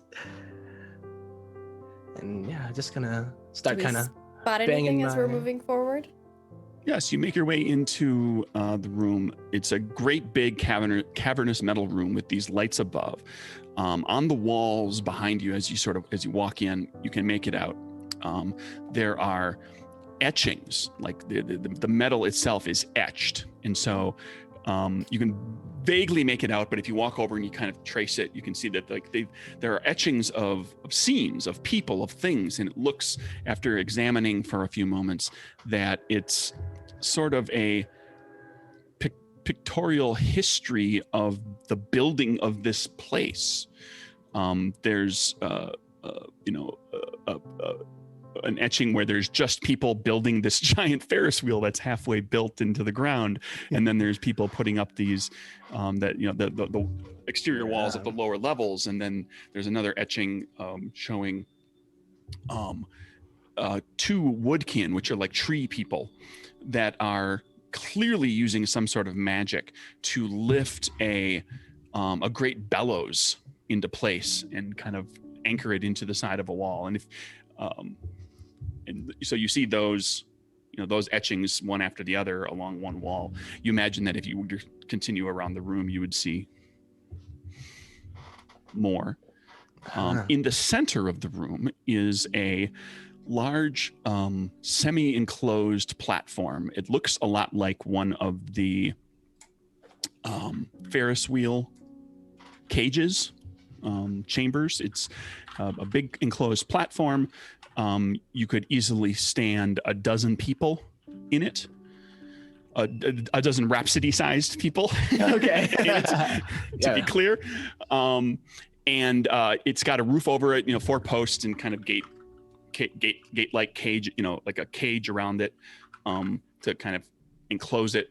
And there's a massive chain that goes up into the darkness. Inside of the chamber, inside of the cage, are a number of dials and levers that are very dusty. Dusty? Are they marked? Are they unmarked like the ones outside? They are unmarked. From outside the cage, looking in, I will say that much. You don't see like a clear on or off button. Okay. Does it look Okay. like this is the only place? Like this is the center of the? There's nothing else. No doors. Like we're gonna have to get in this thing. Is that what we're gathering? Well, you've examined effectively a quarter of the room Uh-huh. Okay. at this point. So you went in, you got in enough to see what the ceiling looks like, to see that in the center of the room, and then to make your way along a portion of the wall just to see the etchings.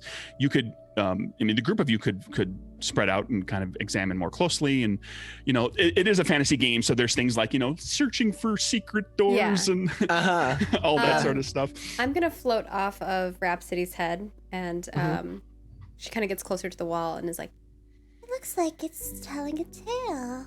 and she kind of looks at it and points, and she's gonna follow along to see what this is. So we see 2 woodkins. It looks like they're bringing some kind of bellows. I guess she wants to see what the rest of the story is. Right. You make your way around the rest of the room, and give me a mind check, target number 5. Target number 5. Does Anybody- anybody have to get anybody 5 who wants to- success rolls? What? Does that mean I No, have to get you- 5 success rolls? Target number 5. You Oh, need no. one Yeah. die to hit a 5 or better. Okay. All right. I do have noticing things. So does Mhm. that give me an extra dice as my It specialty? that gives you advantage. Okay, so I'm gonna have 5 dice for this. Yes, Moonbeam is super observant. Sweet. No 5s. No 5s. I got no 5s. 1, 2, 2, 3, 4. You don't find anything super special, but you make your way around, Another and skill though. you gain another skill, and you put together no secret doors or anything like that. No. But you put together, it does in fact continue to tell the story of how the machine was made. And it occurs to you as you're going along that there's one figure who is and the figures are not terribly detailed, mind you. It's just etchings into metal, so it's not like a nice painting. But you see that there's clearly this repeated figure, this repeated person, and it is a brownie. Brownies are builders and inventors and creators, a great many of them. That's not what they all do for a living necessarily, but they all have sort of an aptitude for it. It's something that they kind of pass along from generation to generation, and they have some magic that supports that. Okay. I see this So- and I'm like, There seems to be this one character that looks the same in all of these images. I think it's a brownie. A brownie? and she kind of floats around Connie Bear's head and leads with a little pixie dust trail over to where it is, and she points. And I- boops the brownie. Waddle over to it. My person was a brownie. They know how to make And stuff you- and fix things. And can't you see just amazingness? These are the ones that built this place, that brings so much joy and allows me to live my life and also share it with the world. They allow them. It is all from them. Where's your person now? And your person must have been an amazing person. I don't remember where my person is now. My person grew up, and everything got a bit fuzzy for a while. Interesting. But my person brought me much joy, which explains why they built this place that brings joy. Do you think it looks like your person? When Moonbeam says that, I'm gonna look closer at the etchings to see. The brownie depicted is a woman, well, wearing woman clothes, wearing a skirt, but always kind of holding like tools or a book. So you get the feeling, and it suddenly comes flooding back to you. This is Numpkin, who is a legend among the brownies, who is the architect of this machine. And along with that name comes the name Thumble. Thumble. She was your girl. Oh. You haven't seen in a very, very long time, and it's been a long time since you remembered her name. This is Numpkins. Numpkins is a wonderful builder. I've heard many stories about Numpkins. And my I just remembered my person's name. Thumble. I love That's a Thumble. lovely name. What a nice name. And I bet a nicer person, of course. If we find her, I promise to play her the greatest song. I hope to give Thumble a hug again someday. And I'm sure she hopes the same as when you had hugged me. I felt something I had never felt before. You give great hugs, Clowny Bear. Thank you. I like to give hugs. I know that the world can be scary, and sometimes a hug can make you forget for a little bit. Oh, Absolutely true. I The same do with enjoy music, a you know? good I feel hug. like hugs and music, this world, there's so many things that each one of us can bring to it in order to make it a better place to live. And if you feel the same way of hugs as I do of music, then I understand how you are so capable of actually bringing that joy through that. I felt it myself in a time where I was very scared and just... You have something special. The same way that I feel like all of us do, or have the capability to have, of course. Yours is hugs. Mine's music, and I'm sure our four-legged friend over there has something, and even you. And then he looks at I'm well built. You are. I'm so happy I met all of you. I have been alone for a while. Oh. Being alone is never fun. It really is not. Who is going to Especially- laugh at your jokes if you are all alone? And who's there to clap for your performance if you're all alone? Mm-hmm. And go ahead, sorry. I used to be with my person all the time, Thumble. We would do everything together. I hope Thumble remembers me.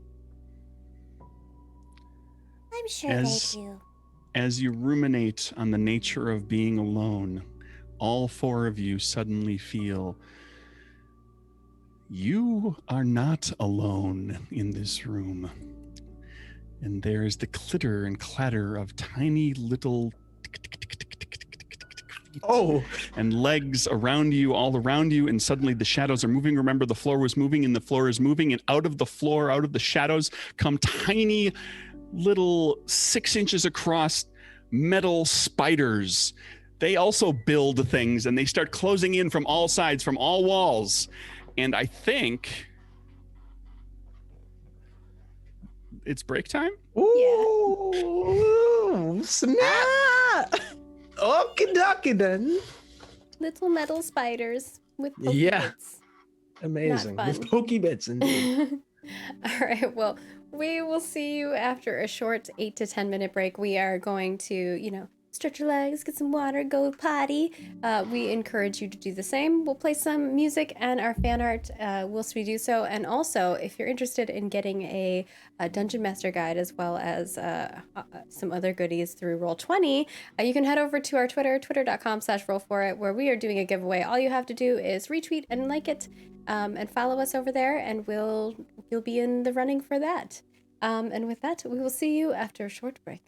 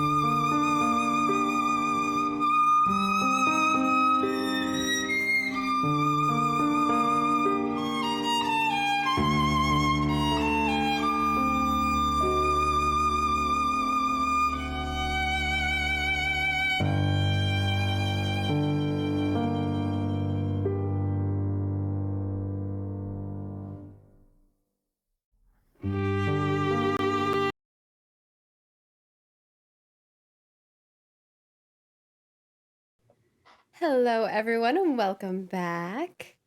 Are you ready for spider goodness? Hopefully, Metal everyone's spiders. hydrated. Oh yeah. And, There's gonna be a lot of tears that come out, you know. All right. Take it away, Craig. So when last we left our sad heroes, our unhappy heroes. Hey, this is your doing. We were yeah. happy before. It is. Took all the happiness away. You had gotten inside of the Merriment machine. We're down in the lower level there, and we're surrounded by metal spiders that are clamoring toward you very, very quickly on the ground. And in the middle of the room is a big platform caged in with a roof and a big chain that goes up into the darkness past the glowing orb flickering lights that are making the shadows dance and play in the room anyway. So let's see what all of you want to do. There's a whole bunch of spiders coming at you. I scream very loudly, and it's probably like a horrible shrieking scream. And part of me wants to use a corruption thing. Should I do it? Are we gonna will I die if I keep using corruption abilities? I don't believe you have any corruption abilities. Oh, we can't mark one. You can't get get it. those until you fill up shadow. Hey, if you want to start doing lots and lots of trait checks and being really, really good at them and start marking lots of shadow, we can get you to those corruptions. We're gonna get there. Don't worry. I thought it was mark. Okay, I see. I get it now. So once I have later ones. Yeah. No one has corruptions yet. No, not yet. But okay. because our tracks because the tracks are so short, we're gonna get there. I make a shrilling scream and I will hide behind Clowny Bear, who is next to me. The scream echoes, but only once in the room. Great. I'm not a fan of spiders or insects. Oh no, we're holding each other. I just can we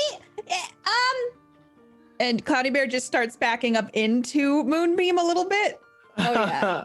I'm holding on to your arm, as you're backing up into the wall. I'm holding on to you, my little fluffy hand is on you now, and I'm just like, okay, so can we just chase the spiders away, please? Stray is going to cut immediately in front of Moonbeam and Clowny Bear, take an aggressive, assertive posture, and start barking rapidly. I will scare them away. I'll lose my big dog ears. He barked so hard, his ears fell off. Oh no! It's one of those things that Stray is very protective of his pals. Yeah, and seeing both Moonbeam and Clowny Bear, he notices that Rhapsody is noticing it, and then Stray is just barking, so it kind of sets something off in Rhapsody, and he picks up his ukulele and stands right by Stray and holds it up, in this defensive position, trying to protect, ready to just play Whack-A-Spider with his ukulele here, and it's just Ega, back up. As Clowny Bear's freaking out about the spiders, I'm like, and they have pointy things. Oh, they're sharp too? Okay, can we just say spiders? Can you please go somewhere else, please?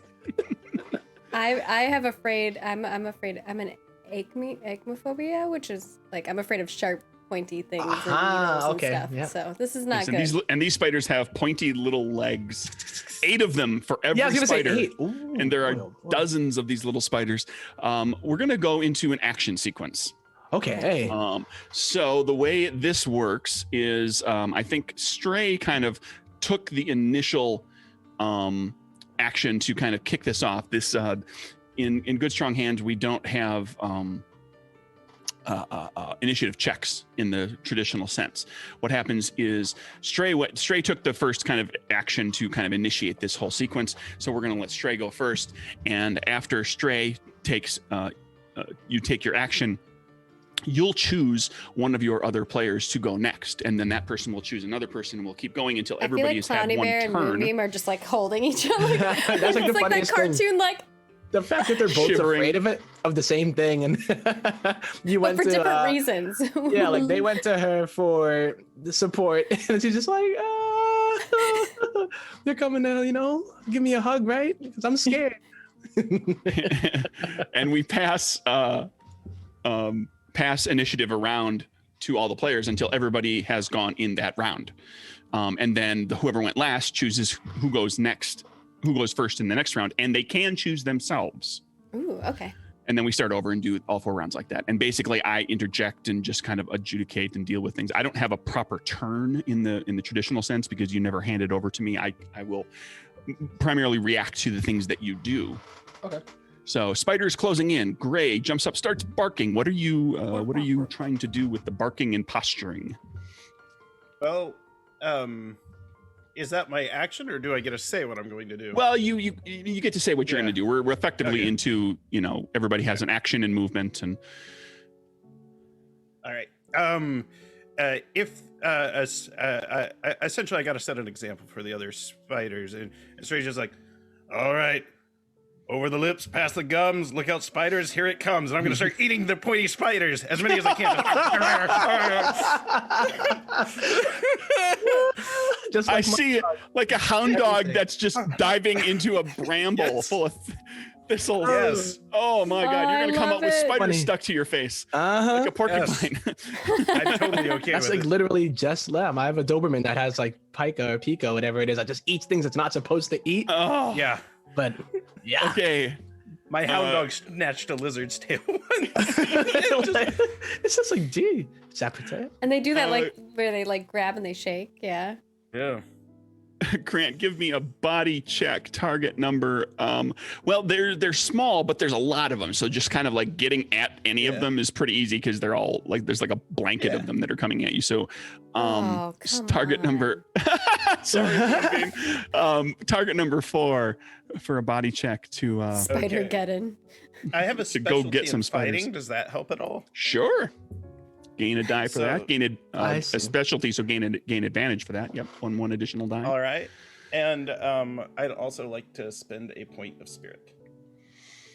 Oh boy, how many dice does that give you? I believe I am up to 4 dice. Okay. What's your body? My body's 2. I'm skinny. Okay. Little wiener dog. Nah, he's a... Before you make that check, let's do this real quick. Something I forgot about because we got all caught up in the wonder of the story. Each of your character has anchors. In the game, characters for each character, you have anchors, which are basically like role-playing guidelines. They're kind of attributes about your character. If you kind of conducted yourself from the wheel on into this room, the Ferris wheel and scene, and the scene so far inside the room. If you conducted yourself with kind of in accordance with one of those anchors, you can gain a spirit. So can we just go Can we gain around real quick? multiple? You can only gain spirit for each anchor once during the course of a session, and you can only gain one at a time. So it has to be like you can gain them over the course of multiple encounters. Okay. But I think there was enough I think I going definitely on. did all of them. I was unconscientious, I was encouraging, and I was observant. So I definitely think I get 1. Definitely for observant. Let's call it for observant. So now you've used observant for this session, for this game session. I see. So this is one of these ways that's built into the game for people to be able to gain spirit even when the dice don't cooperate with you. Because spirit is so useful that if you suddenly don't roll the dice right for spirit, you actually can still get some. Yeah. I think in the instant going into combat, I was protective. My Absolutely. protective anchor jumped in. Tempo, Katie. I think Clowny Bear was courageous because I tried to help Rhapsody through his sphere of darkness. Sure. Gain spirit. Yeah. So mine probably would have been for the last one with the spontaneous and creative. And then the fun-loving, I don't think he had any fun-loving moments aside. Yeah, you were getting earlier- people dancing and stuff. We can go back to the earlier two. Yeah, it would be from the performance, like right Sure. there. You know what I mean? I would say those. Yeah. Let's for go that one. I from- would say creative. Go for creative. Yep. Okay, so everybody gains a spirit out of that. So we are continuing to replenish spirit so that we're not everybody's not running out of spirit as the game goes along. So now Grant, Boom. body All check. right. Target We'll see number if 4. Spiders we'll see if- everywhere. This works. A blanket of spiders. I rolled a 1, a 2, a 1, and a 2. Oh no! Yeah, it did not go well. These dice do not like us today. Wow. Mark a skill. Well, on the upside, you'll keep marking skill and you'll advance your character more quickly. Yeah. They taste awful. He goes in to bite some. Well, you failed, so there's a complication in there. You go in there to bite some spiders, and you come back up having not bitten any, and now one of them is like on your nose. Oh, I was gonna say like he was talking about splinters before, and now it's like spider leg splinters. Ooh. Oh, I know. These are probably. They could even be rusted sharp, too. You man, yeah. we got to be careful here. Stray, who Had goes my next? shots. I get you. Yeah, was he does have all of his drinking. shots. I bet. Yes. Stray, who goes next? Oh, Rhapsody. Pulverize him. Oh no! This is. You I seem like to to have. imagine Rhapsody like smacks the spider on his nose, but then misses and hits him. I don't want to do that. Boop him in the snoot. Do it. Yeah, boom. I'm definitely going for the spider though. So I noticed that my friend, my 4-legged friend is in trouble. And you know, as he's still holding his ukulele, he's like, "Hold still." And at first, I wanted to try to sweep some of the spiders, but this one has, you know, it has a grasp on my friend's face.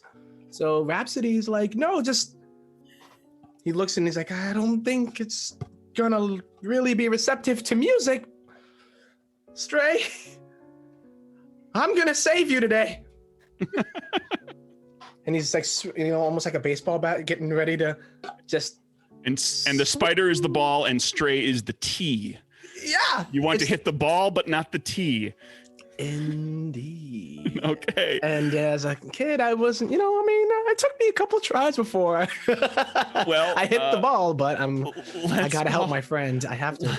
Let's call it body check target number 5 with advantage because Stray, I assume you are holding still, trying to let him. Yes. I hope so. I mean, it might be I'm sitting painful. pretty. So you're I don't know what's giving gonna him hurt more, stationary- smacking him. in Giving the him a face? stationary target. Okay, and yeah, I'm definitely going to use spirit for this one. So yeah, because my body's only 1, unfortunately, but so we're gonna go You're body. gonna hit him. We got advantage. So advantage is what, a second dice, right? Second die. A second die, and then also the spirit for the third one. Target Oh, number it's not 5. 3, it's not Target 3. number 5. I like Mambo number 5. Yeah, you're a trying lot to hit better. one. You're trying to hit one spider. With the ukulele's not, you know, it's not that big, but you know, it'll definitely smack a spider quick, or a snoot. All right, so we doing 3d6 here. All right, hold still, friend. Be gone, fiend. You got 2. Bam, bam. You knock the spider off of your friend's snout. It goes flying and smashes into the cage, the mechanical cage platform thing behind you. As you swing around, and we'll say you continue around with like a flourish, right? That you're a performer, so you swing around and you spin with a flourish, and you carry right through because you got an extra success in there. We call it a boon, and you slap like through the blanket, through the bunch of spiders, and a bunch more. You know, you kind of swing down into them as you finish your twirl, Awesome. your 360, and a bunch of them go flying off into the wall and smash into the wall into pieces. And That'd be I a lesson bow to the rest of y'all. afterwards too. I take a bow, you know, with it in my hand, and then then tap my feet on the ground, like who wants it next? Like who wants it next? You know? and then you mark a shadow. Yes, I do. Who goes next? I think after I take my bow, I point the ukulele to Clowny Bear because she was the one that had helped me overcome my fear. And I'm like, you can do it as well. They're just spiders. And I know they're scary sometimes, but you're much bigger than they. They're pretty big though, and they've got so many little tendrils. I know. When you say the little must be tendrils that brave. shake. You must be brave. I will try to be. And you, for Clowny Bear and Moonbeam, you can still act. You are, role play accordingly. Just -1 dice. Appropriately, of course, but you are at disadvantage for anything you attempt at this point until you can kind of come out from underneath the fear. So I am going to use a minor magic of emotion on Moonbeam to help her see past her fear of pointy objects for at least a short time to help fight back. Okay, you're going to make her brave. Yes. All right, so that will be, here we go. This is how this works now. Minor magic, so it's a heart check. She's your friend, she'll listen to you, so target number 4. Advantage because of using minor magic as a specialty. Okay. Disadvantage because you are fearful yourself. Advantage and disadvantage cancel each other out. So it's a normal heart check at a target number 4. All right. So it would be a 3d6. I'm just going to turn to Moonbeam. You're brave and you're strong and don't need to be afraid of anything. As I'm quaking in my boots. I'll wait to see what your roll is before I respond. Alrighty. I got a 4. You mark a spirit. And how do you feel, Moonbeam? That's a success. All right. I think I can do this. You can do anything. And it's your turn. I let go of my death grip on Cloudy Bear's arm, and she sucks in a bunch of air, poofs up, and her wings like sparkle a little bit. And I'm gonna fly over to the cage if I can, if it's possible, because the spider's on the ground, right? So could I fly over to the cage and look at like this board of like buttons? The levers and dials. Yeah, Yep. maybe we can all rush in and I can get us out of here.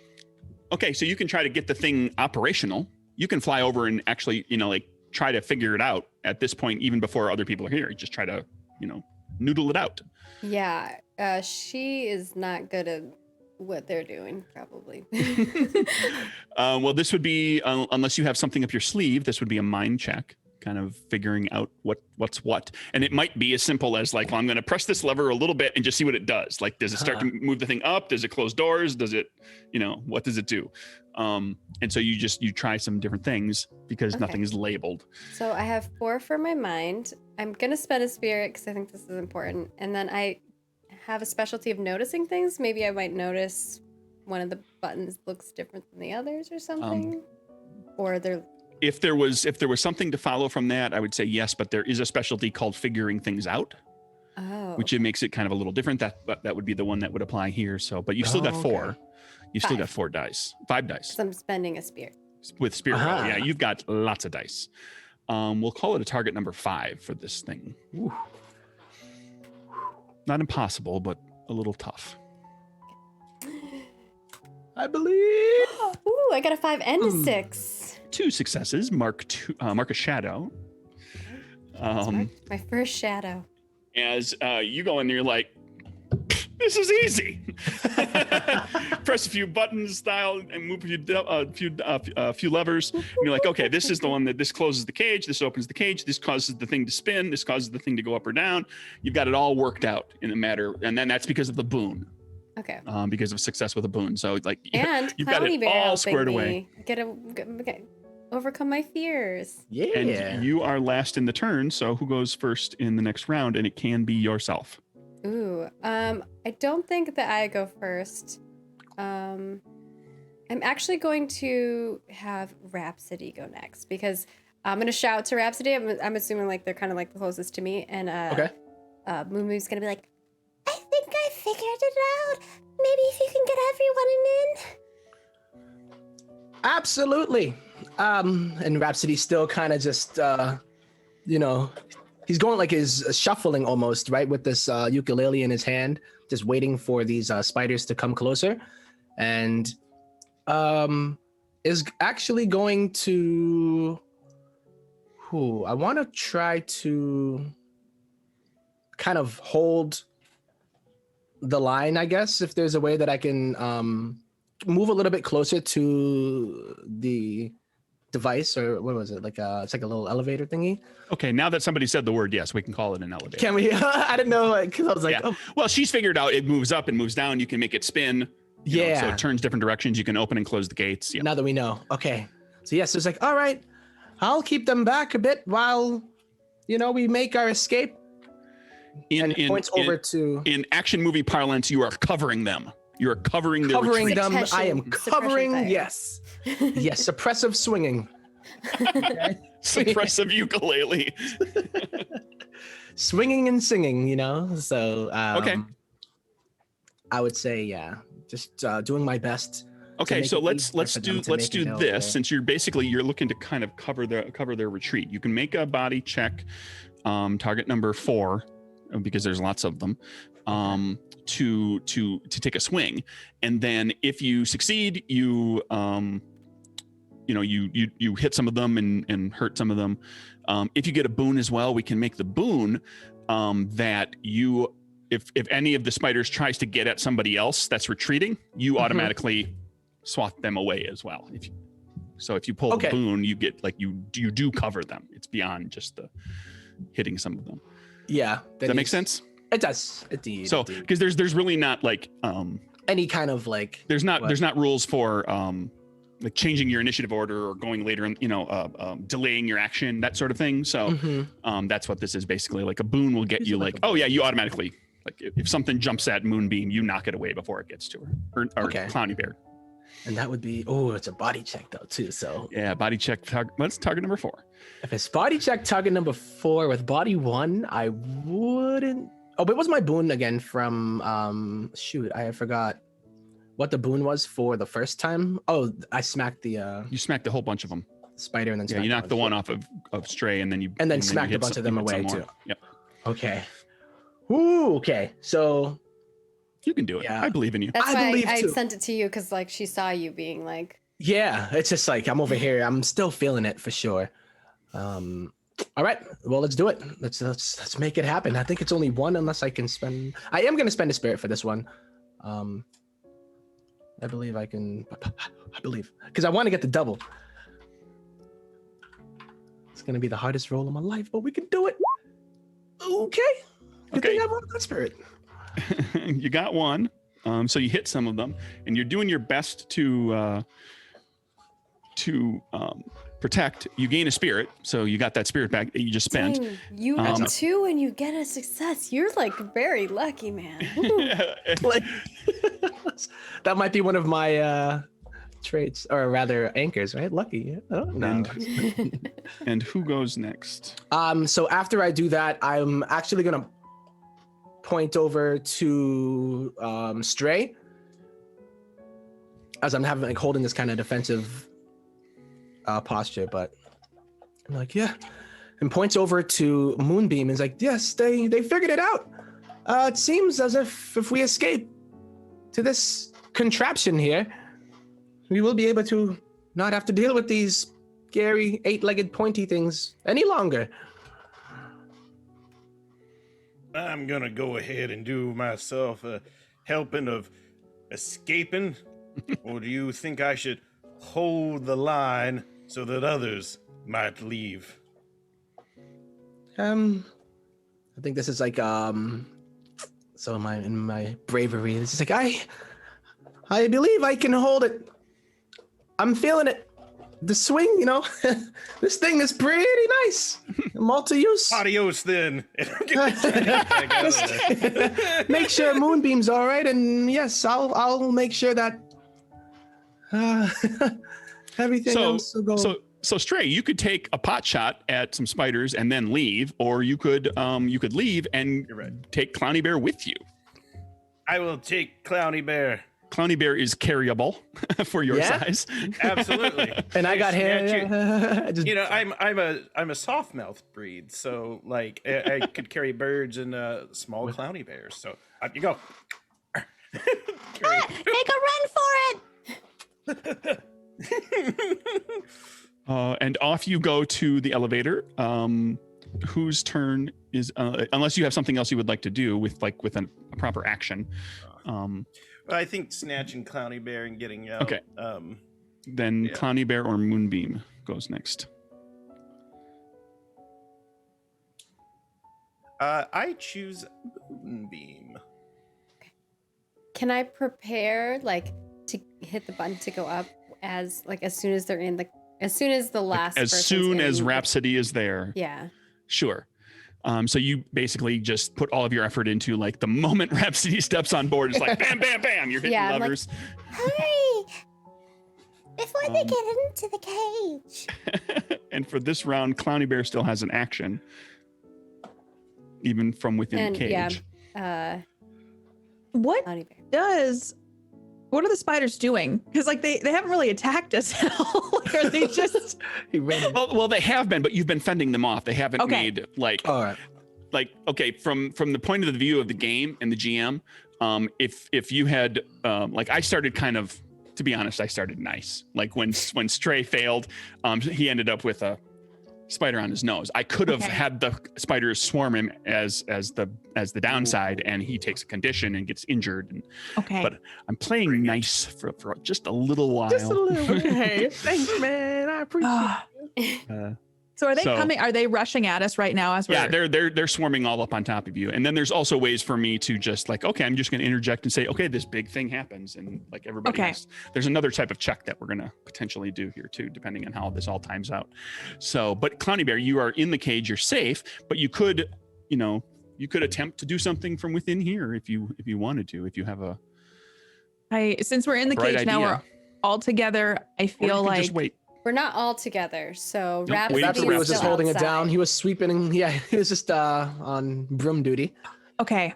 Then while we're waiting for everybody to show up, I definitely do want to help. I'm going to try to cast Shield again to create a wall between Rhapsody and the spiders. Ah, very good.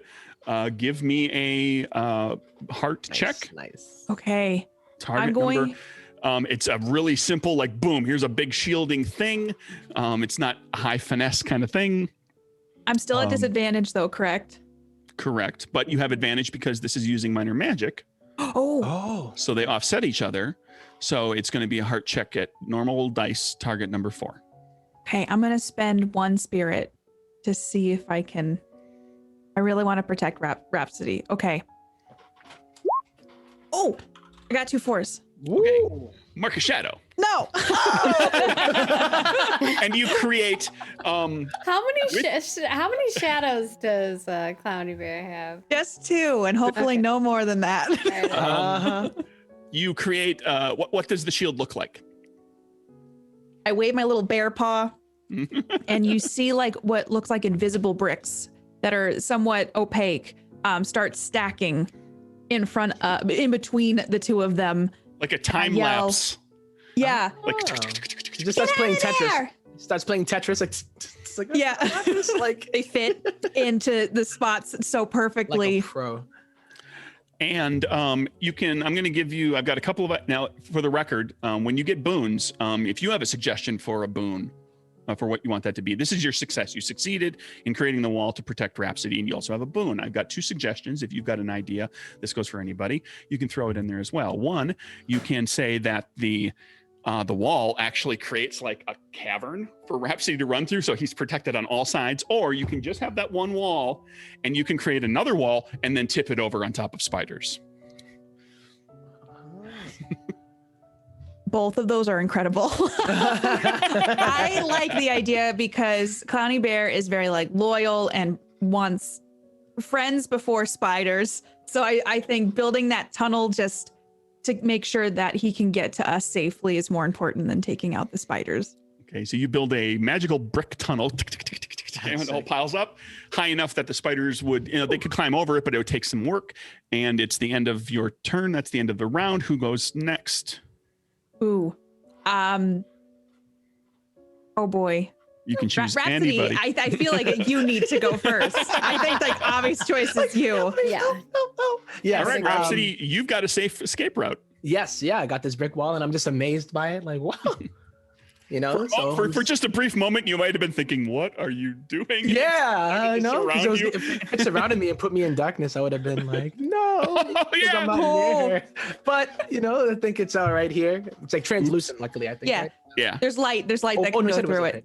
okay. Okay, Mhm. Okay, so I'm just like, whoo, well, I guess that's my cue, and I'm just gonna kind of. If anybody knows a cue, and I'm just I'm gonna hop on over there. you gallop on over and onto the platform, Yes. into the elevator, and Into the elevator. Moonbeam. My held action. I hit the button. She Press- like jumps on the Press button. buttons and turn levers. Yeah, pull she levers. jumps on the button, and then I actually, if I can, tell Stray to like. If you can bite down on this lever and pull it, that would be great.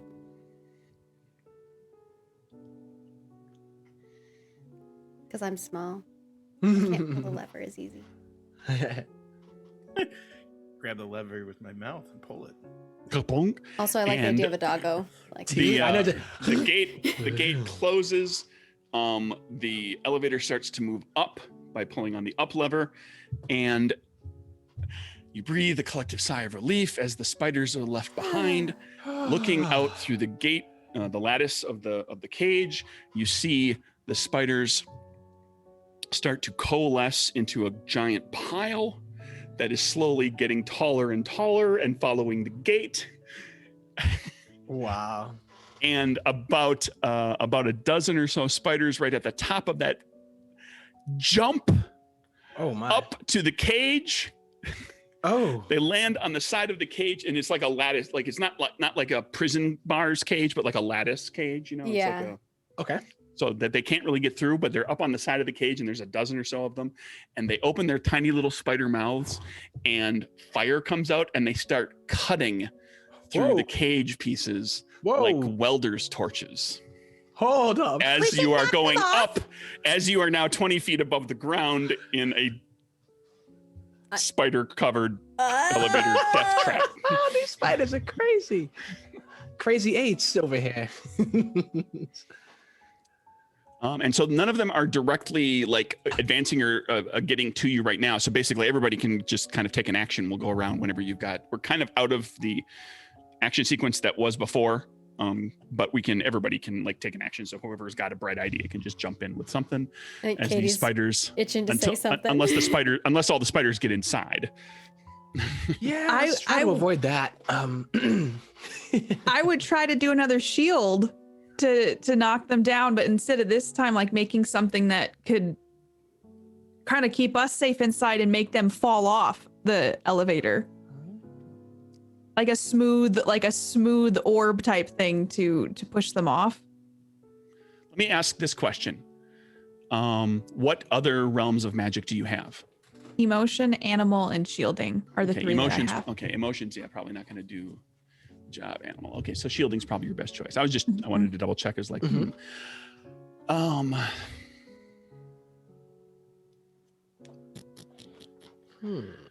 It's like making like this giant block and just even dropping it on them. I mean, Clowny Bear is probably just frantically yelling things like, Okay, so we gotta get them off the side or they're gonna get inside. We don't want them to get inside. I think that would be very bad.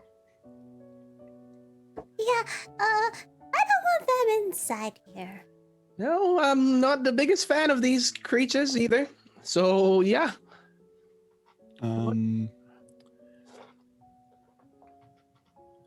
I guess you could shield the side of the cage that they're on and prevent them from getting, they basically wouldn't be able to continue cutting their way in on that side of the cage. well, maybe I just like have that at the ready. Like I'm thinking like, what are ways that I can do this? Because they seem to be very tenacious little spiders. Maybe the first plan of action Clowny Bear would do is going on the lattice, like away from them if there's a spot that's free, and she's gonna start shaking the lattice to see if they'll fall off. Do that as well. Sure. Give me a body check. Boy. Ooh. This thing's old, but it's metal. Target number 5. It has a little bit of give to it, but not a Okay. lot. I'm also a stuffed animal. I was gonna say this little stuffed animal, like just like I feel like she's got some adrenaline coursing through her little filling insides. yes.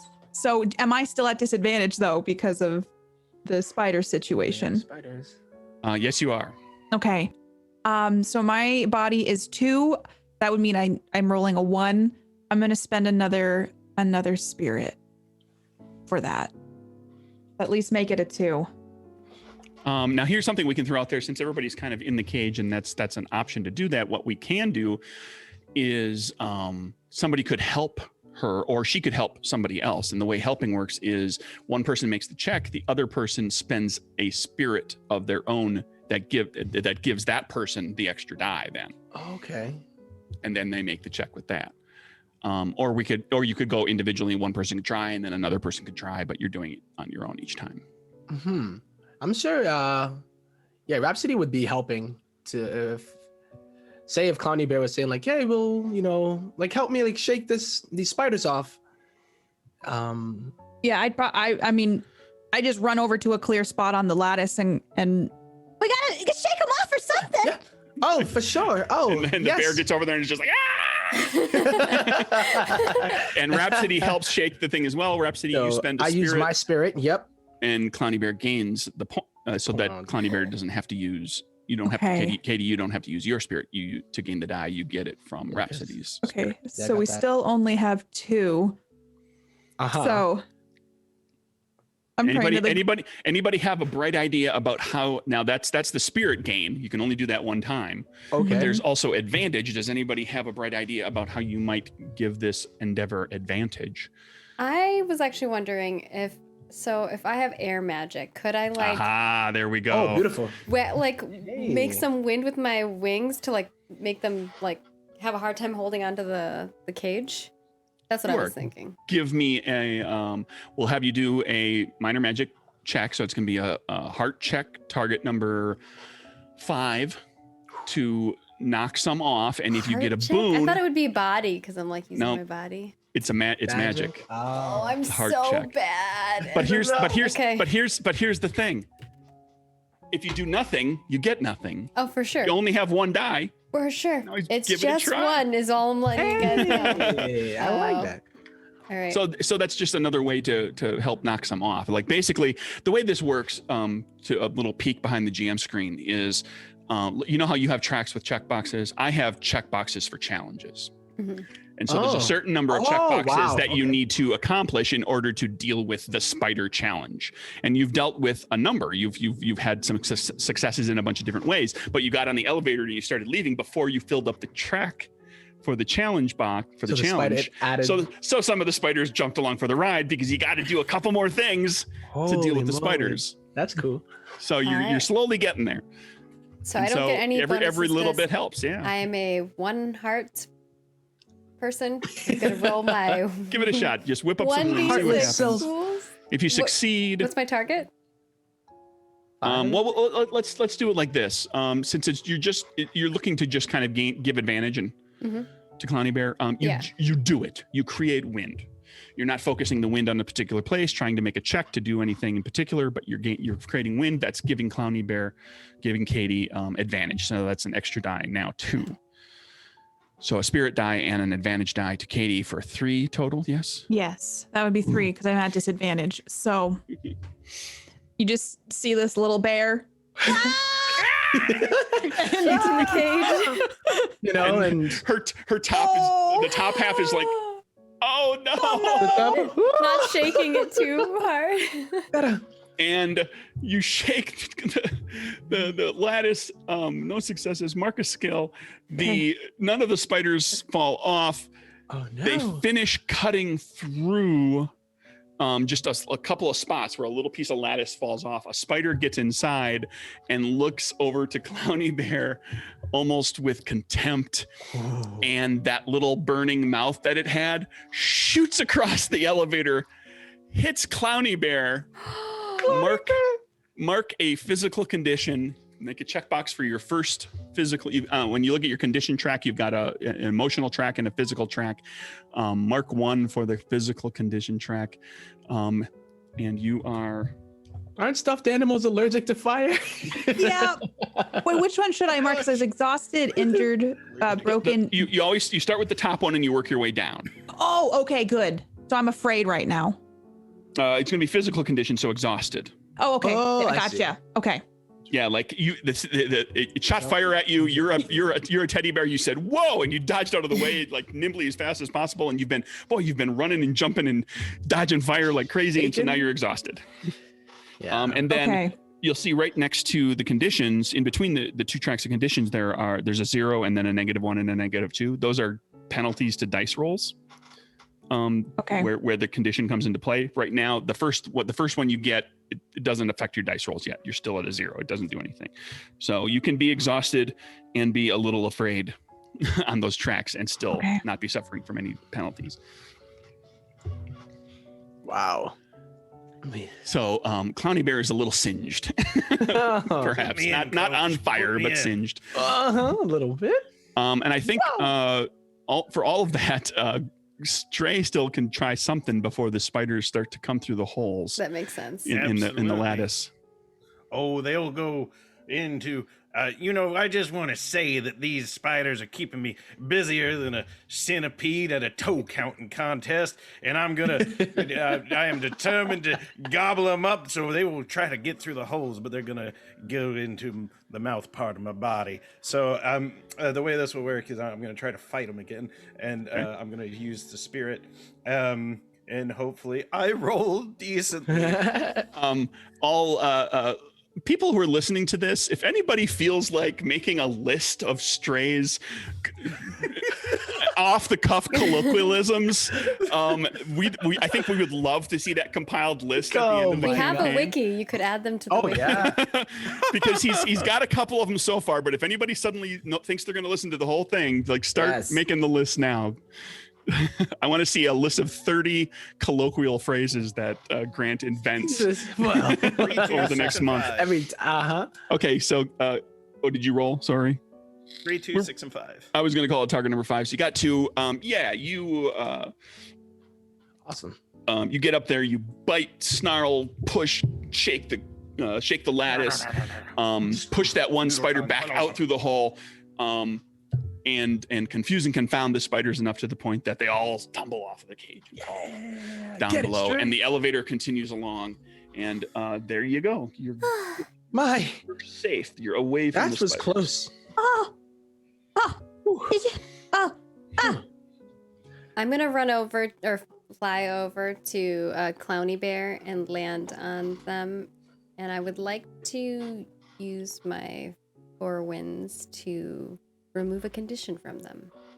Okay, what does that do? Tell us about it. We're using a talent here. We've got the characters have talents. We have only seen just a kind of a touch of them, mostly the magic-oriented ones in play so far. So Sylph can use different types of winds. So this is a 4-wind magic air talent that I have, and I can choose which wind type I'm using. And I use the wind from the south. You choose what wind you are from. Yeah, I'm the wind from the south. So Moonbeam is a southern wind, and the southern wind can do air, and I can remove 1 condition from anyone. It's a healing. Is it healing wind? Is that what I called it? What's it? Or soothing wind, or something like that? It just says. Or did I just say south? I might have gotten rid of the terminology. Okay. Yeah, but it's the south. It's the warm southern wind. Yeah, you feel a warm wind wash over you as I like touch you and fly near you. This warm wind washes over you, and you are suddenly no longer exhausted. You're feeling strong and powerful. You're a tough teddy bear. She says to you, "Thank you again. I was pretty scared back there." You see Clowny Bear stand up and kind of dust myself off a little bit. I believe that you can do anything, and I knew you could do it. Thanks. Thank you for making me feel better. It's my pleasure. I've had some rough and tumbles. You can see I've been stitched up over the years. And she shows off like one of her little stitchings on one of her arm. Thumble helped me with this one. I'm not very good at making things, but I know some sylphs that are good at the stitching. You're good at a lot of things. You figured out how to make this work so we could get out of there. I suppose I did. I want to apologize to everyone about... I have a fear of spiders. When I was My person left for a while, and I was put on a shelf, and there were spiders that came, and they wrapped me in their webs. I don't like them very much. That sounds terrible. Every time I see them, they remind me of that. It took me a while to get out of them. You, as you say that, the recollection comes back to you that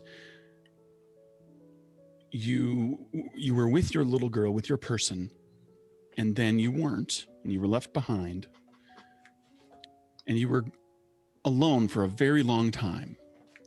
And that's when all the spiders came and wrapped you up in their webs, and the dust settled on you, and you were left alone and dusty and broken and old, abandoned. And about 3 years ago, you suddenly started moving on your own for the very first time, and you were able to tear those spider webs off of you, and you've been on this grand adventure since. That you remember the moment that you became alive. I think when all the spiders were coming into the room, it flooded my memory of, oh, that happened. And it's the moment where I became more than just a cuddly bear. Yeah. I became a part of the world. Spider webs are much stronger than you would think. It took me a long time to peel them off, and I just try to avoid spiders at all turns if I can. Oh, absolutely. They actually, some of my older instruments, they tend to get in them as well. And although, I don't believe some girlies fear them so much, they definitely give me a bit of a jump when they crawl out of my instruments when I'm trying to play, especially with the webs. Moonbeam, are you afraid of spiders too? I'm not so much afraid of the spiders, but their pokey legs. One time, something shot out at me, and it pinned my wing. And she shows you like the back with her wing has like a little tiny hole in it. Oh. Oh, I'm glad you're okay. It was not pleasant. Stray, you did so good. Oh, I'm gonna run up to Stray. Yeah, Wax. Bravo! No, my furry, ferocious companion.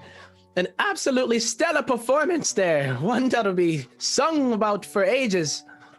And he starts like, like... I'll float on top of your head and give you a scratch on the ear.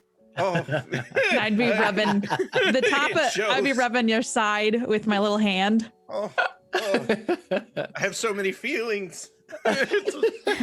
And Yeah. Stray, after all the accolades from your friends, you hear a little voice in your ear that says, yes, that was very good.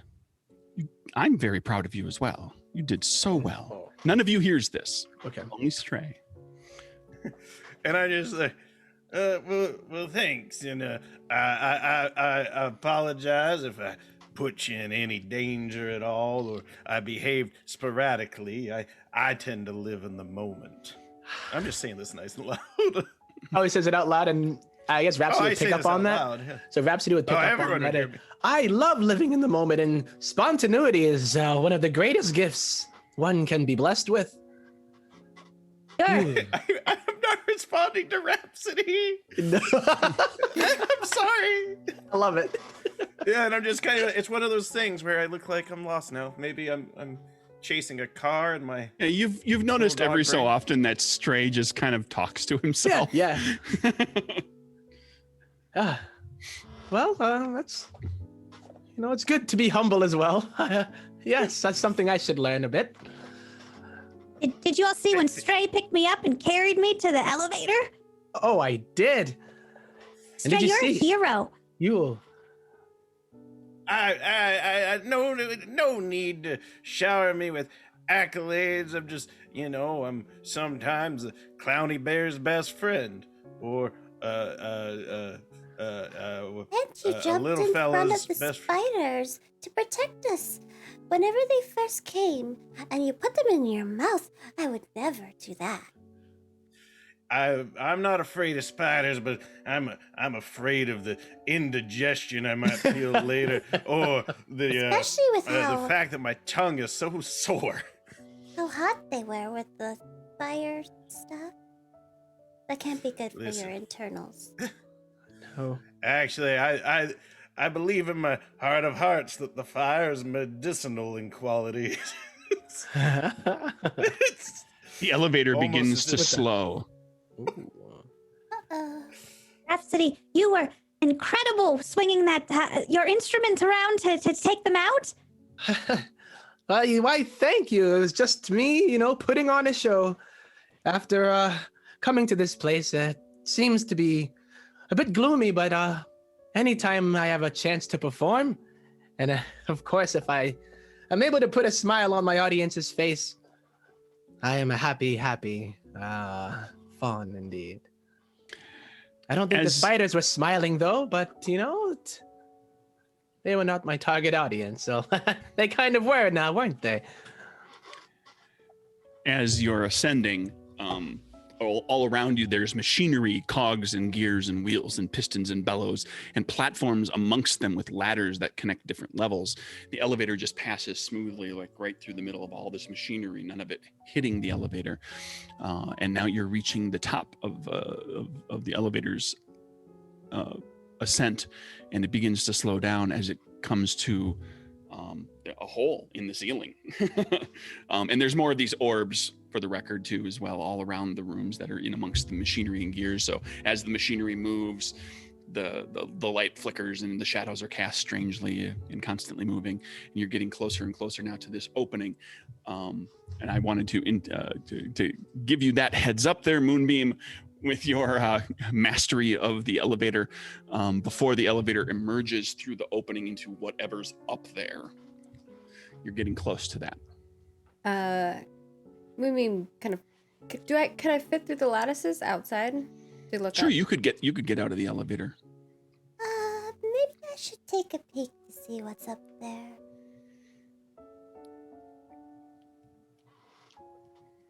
Okay, as long as there's no spiders, I think I'll be okay. A splendid idea. I I'm going. endorse your autonomy to think and act for yourself. I'm gonna like sneakily fly up to kind of like peek and look.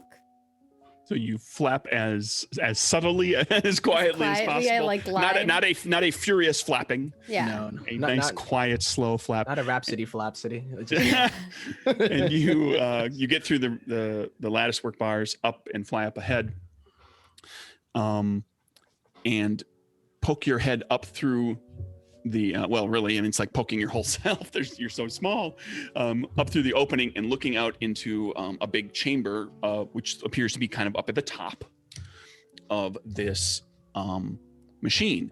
And around you, there are a couple of spots on the floor where there's a big hole, like it's as if there were like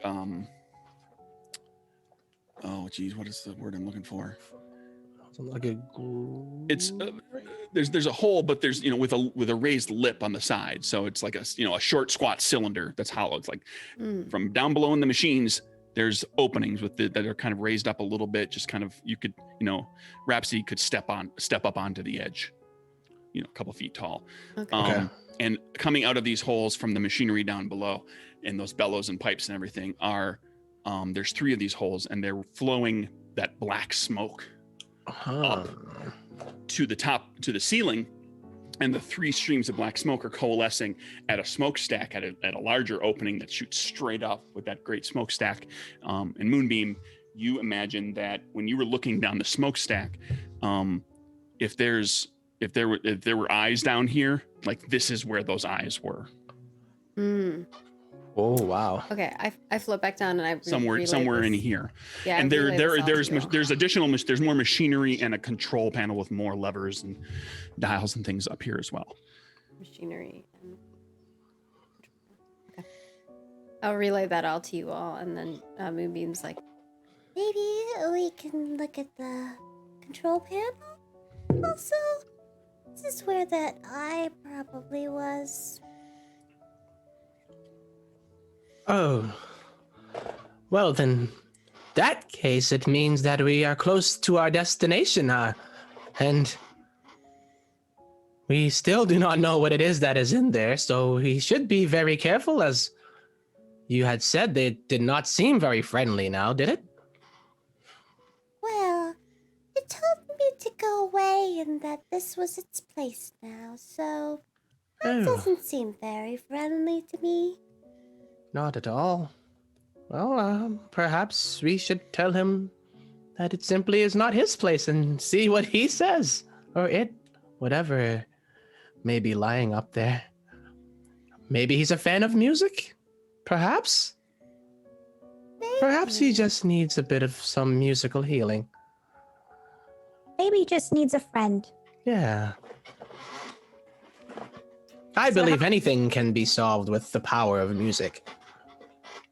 Gray is So- prone on the elevator floor, ear flopped over, just kind of like he was tired going up. He'll get up when it's time to go, and just as my And dog sleeps the on the floor elevator next to me, I'm like, continues up and goes up through the opening to the upper level, and all of you see those 3 openings with the raised circles around them, the smoke coming up. There's more of these orbs that light the place, although up here they're dimmer, almost as if they're having, like they're flickering. They're dimmer lights, like they're just not as powerful. Something's drawing them, something's draining them. And there's a big multiple pieces of machinery with some pistons and things moving. These are large, like, if you got trapped in them, bad news. Big pieces of equipment, and then a control panel with levers and dials and buttons. And I'm going to, anybody who wants to can give me a mind check at a target number of 5. Moonbeam got a quick look to see all of that, but there's more to be seen. Mind. I Let me will see what do- my mind. You know? Okay. Oh, you got it? Okay. Let's see what you got. I will definitely go for it. But I did not roll well. Oh. I got 1 Okay. 4. I don't know what the DC is. Target number 5. I'll try. So mark a skill. Oh no. Clowny bear, mark a skill. I say, Oh, perhaps no. Failures. I should take a look as well. So mine would actually be. I think Moonbeam is very distracted by the smoke that's going out the top, and she's trying to figure out how to maybe close that up, so that smoke stops going out. Gotcha. Yeah, I'm just gonna take a look as well, and kind of. Oh, all right. Rhapsody gets a success. Mark a skill, or sorry, spirit for you. Stray, were you going to attempt anything? I guess I'd poke around. Yeah, I'm just like, yeah. I try to help Rhapsody. Yeah, I'm just cautious right now, like taking a look because I know this. Well, we've gone past Rhapsody's check, so the help I rules. know I can't, you I can do that. you can go with Rhapsody. Got 1 success. He's got something, but I just wanted to see if you wanted to take a shot at getting it with a boon where you might get more. Your call. Nah, I'm just gonna pass this time. Okay. Yeah. Yeah, Rhapsody, you go looking around. The other people are your compatriots are all sort of in their own thoughts, in their own minds, thinking about, concerned about this, trying to figure out what they might be able to do to stop it. They're not paying very close attention to everything. Rhapsody, you think, I've proven myself to be pretty nimble, and you go kind of dodge between a little bit of the machinery. None that is like, going to put you in imminent danger, but jump in here, move out of the way, get over there, and you find behind the control panel, but behind some of the machinery, there is a pile of rocks. And it occurs to you that no, that's not a pile of rocks. That is a stonekin, which is a stone person, a stone being. Imagine the stone person, the stone monster from Galaxy Quest, where it's literally like a bunch of rocks that are kind of piled up, and there's a bunch of rocks that are kind of shaped to a torso, and a bunch of rocks that kind of are long and kind of make arms, and some more rocks that kind of make legs and a head. And this is a stonekin that has, that is resting or sleeping or hiding, and just looks like a pile of rocks. How big is it? Is it like it begins to awaken and look, and it turns. One of the rocks kind of turns, and it's like, oh, that's clearly a head, and it's got these blue crystalline eyes, and a mouth, and it looks at you, and you just kind of quickly gauging like how many rocks there are, how big they are, and anything. If this thing stood up, it's 7 or 8 feet tall. Okay. Yeah. I'm like, and it looks right at me with the blue eyes. Like it looks at you with eyes. these peaceful crystalline blue eyes, like they look like calm waters. So I've definitely seen stonekin in my life, right? Like so, and they're quite big, but stonekin are they're quite big. They're very long lived.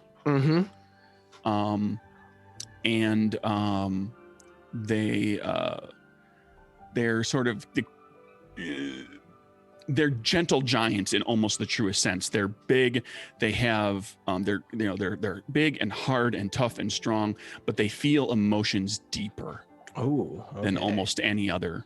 Just as a one, they just all feel it. They feel everything. They feel it, as it's kind of written in the game. They feel it to their core. Like, it hits different, emotions hit really deeply for them. Okay. Well, after noticing that the eyes are blue and not the red ones that Moonbeam had described earlier, I'm like, oh, why, hello, friend.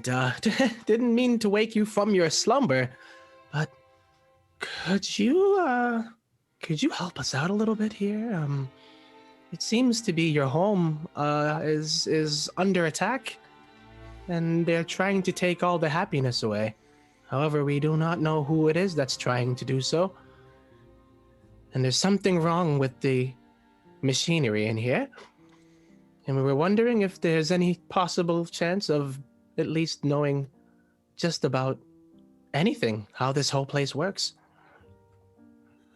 The machine is broken, and you must go before it returns, before he comes back. Oh, you were not... Are you hurt? Are you injured? He starts to get up, but he's very slow in doing so. Oh, wait. Slow down. Wait. Hold on. And I'm kind of like giving him a little support, but he's like, the stonekin is gigantic, I assume. So I'm only 4 feet tall here, but I'm gonna try my best to at least find its arm part, I guess. Yeah, well, and as it starts to coalesce into a form, you kind of make out where the arms and the legs and it slowly stands up, and you're helping it as best you can, but it's like the thing is massive. It's very heavy. It's a stonekin. It's a person made of stone. Yes. And he stands up, and using he for simplicity's sake. Okay. And he says, No, you have to go. He's coming back. I can feel him getting closer. And he starts to stumble out. And he kind of catches, you see that he kind of turns and he clearly glimpses one of your compatriots. There's, Stray, and he, through the machinery, and he starts to kind of make his way out from behind the machinery. And he says, no. Now all of you hear this. You must go. He's coming back. Who's coming back? It might have been the one that you saw earlier, Moonbeam. They have big red eyes. He does. You have to go. I can't stop him. What is he doing? Is he the one that broke the machine? Yes. And okay, now visualize. You see this person made of stone, just connected pieces of stone that make out the vague torso and legs and arms. He says yes, and one of his arms, there's a bunch of little rocks down at the fingers and the hand, and there's a rock here and there's a rock here, and all of those rocks turn around 180 degrees. They all flip 180 degrees. If this was a person with bones, he just snapped, he just basically dislocated his shoulder. Yeah. And his whole arm turned 180 degrees around. He says, go, you have to go. Yes. And he responds to your, he broke the machine. Yes. And his whole arm turns around.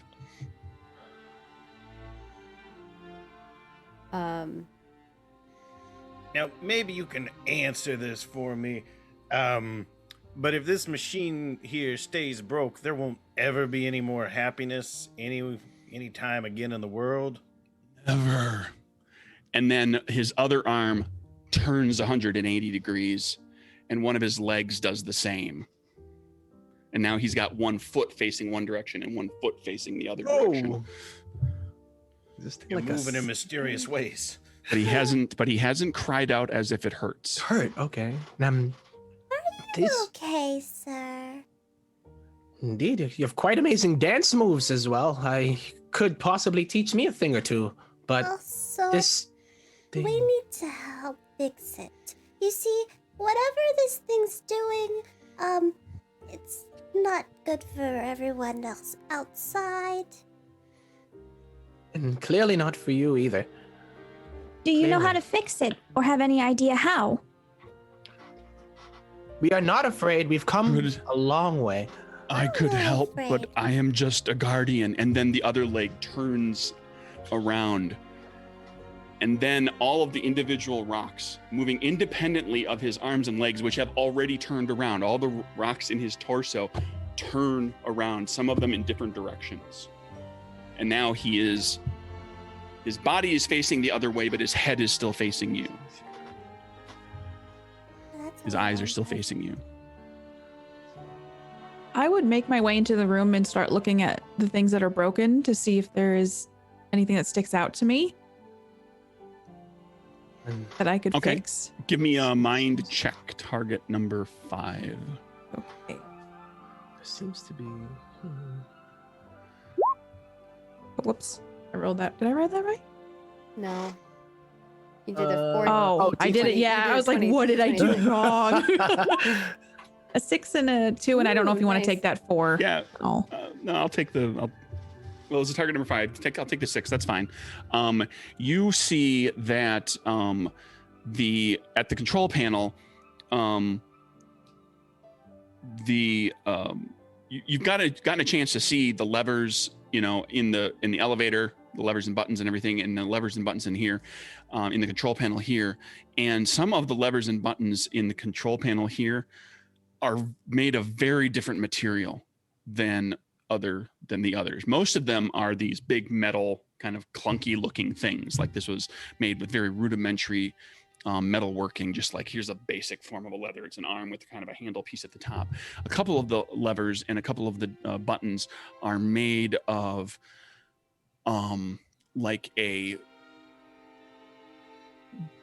it's not glowing, but a shiny, slightly reflective purplish crystal. 2 of the levers and 2 of the buttons. And when you kind of get close to the levers, you feel there's a heat emanating from it that is unlike, you haven't come across like any obvious signs of like this thing is hot, other than the spiders and your fur. But those crystal levers feel strangely different, and the rock creature, the stonekin, then says, "He's here," and his head turns around. So now he is completely facing away from you, and you can see shining on the light beyond him toward where he's looking, this faint blue glow from his eyes, his crystalline eyes, and the blue dissipates and it becomes red, and then he turns his head back around, and it's the 2 eyes that you saw, Moonbeam, the 2 red glowing eyes. As he turns back around, turns his body back around, the rough stone that he was shimmers and undulates and turns to obsidian. It's the faceted, flat, kind of slightly reflective surface of obsidian with 2 red glowing eyes. He's still the same height, the same shape, all the same kind of pieces, but he's different stone with red eyes. And he says, "You will not change the master's plans." That's what I saw. And I fly behind whoever's closest to me. It can be whoever you want it to be, other than, well, not Rhapsody. Oh my Rhapsody God. kind of, Okay, I fly behind Stray, and I further away. put his ear over me. Which ear? Stray, hold on, Stray. Decide very quickly which ear. Left When ear. you're left ear. Okay, Moonbeam, what ear? We'll do a 1d2. This is gonna be fun. Oh boy. Pick which one's your left, a 1 or a 2. 1 is my left. Okay, I go to the right ear. Go to the right ear. Leave it up to He was here to be RNG. like, oh yes, the sinister ear. As opposed to the Dexter. So you're hiding under the ear, hiding behind the ear. The thing, the stone creature, no longer a stone kin. This is some other thing. This is a rock monster. Bear ears. Takes a bear ears. Takes a step. just Did they got just here. arrive? Yeah. They just arrived. Really? She was so sad that they didn't. Yo, I They didn't get know. here in time. Yes. They're here, though. They're so. She has her. cute. She has her battle ears on. Now, I'm ready to fight. Nice. And it takes a step toward Stray as you go hide behind Stray, and Stray's right there in front of it. It takes a step toward you and says, you will not stop. You will not foil the master's plans. Holy moly. Yeah. I think we can probably call this an action sequence, just to kind of Oh, give everybody, okey-dokey. because we've got people doing different things. Clowny Bear might be up to something over there.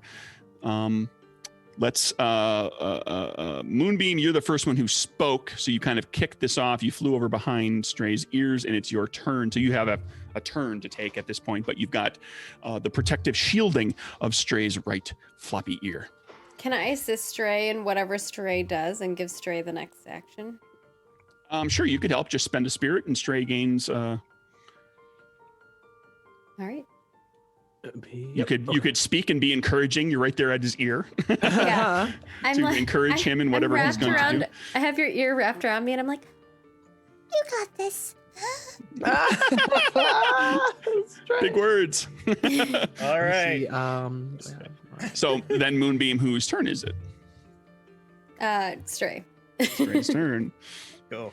All right. Yeah. Originally, I was Scary. thinking, a little air speeder around the AT-AT walker and try to confuse him. But I think this doggo is going to go for a mighty push. So I'm going to bare my teeth, growl, and I'm just going to pounce, and I'm going to try to push the thing. It's not the size or the weight. It's the perfect, precise positioning of the push. I don't think you've ever felt the force of a Paragon pup.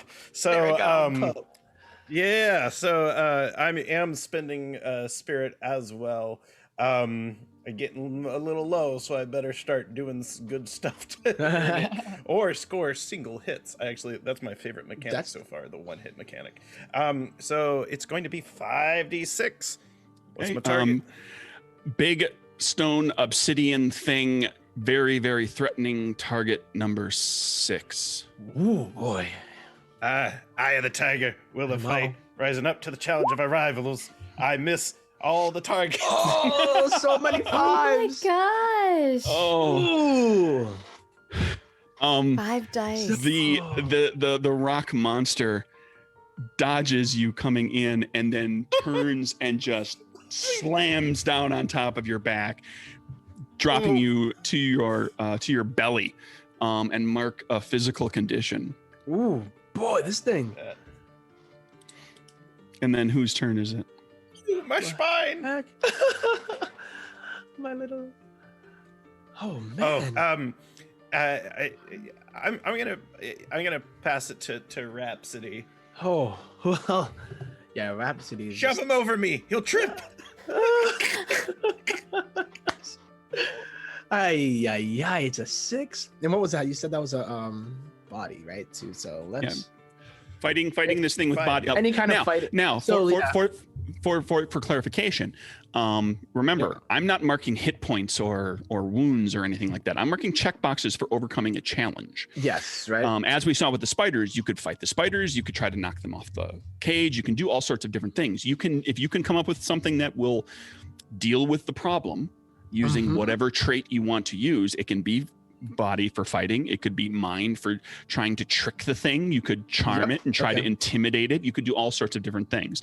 And then whenever we kind of fill those check boxes, like whatever happened that pushed it over the edge and filled the last checkbox, that kind of tells me like how the thing was defeated. Was it crushed in combat, or was it tricked and cowed into submission? Here's what I'm gonna do. Okay. I'm like, let me think of something funny. I know what I want to do. And I look over and I'm just like, look at you, big blubbering boulder kin. And I run over towards the elevator. I want to go over to that part where we had come up from and try to start banging around, making, the Rhapsody music in pure Rhapsody fashion while I'm kind of tap dancing performances of trying to actually invoke an emotion on him with the perfect performance. Okay, so this is a talent? Yes. So let me see. Tell everybody what the talent does. This is now for the record for people who are listening here. Every playbook, all the talents and eventually corruptions that we're going to have some fun with are unique to those particular creatures. So everybody has very unique abilities. Everything that all these characters have been doing with their talents, no other character has those abilities. Right. So sometimes there's some things that are similar, but that exact ability they don't have. All right. Yes, indeed. Yep. Because I was reading through some of the other ones too. Now this one is expert performer.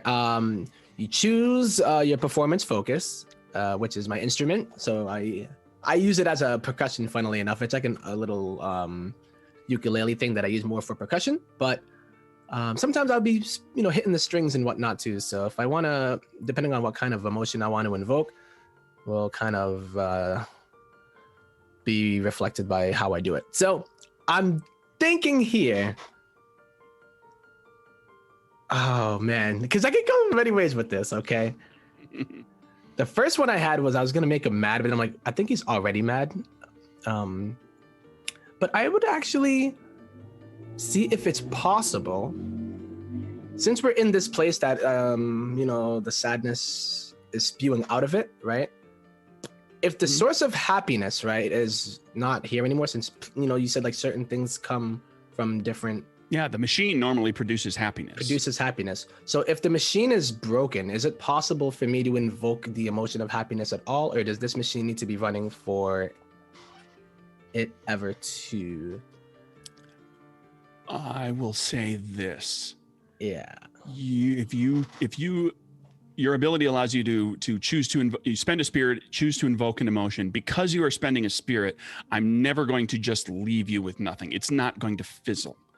So you'll get something out of it. You just maybe don't. This is new. You're going to try to invoke happiness in a place where you can't invoke happiness. So yes.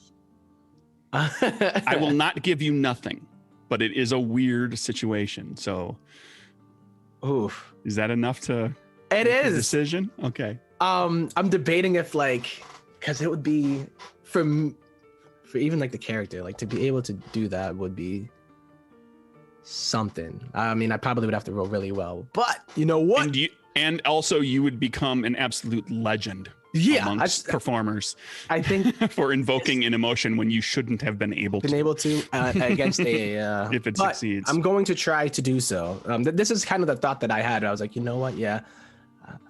I'm actually going to go for it and just channel all of, the potential happiness that was, and the only thing that I want is to bring it back. And the only way to bring it back is by getting by this giant obsidian scary thing that just completely karate chopped my canine companion.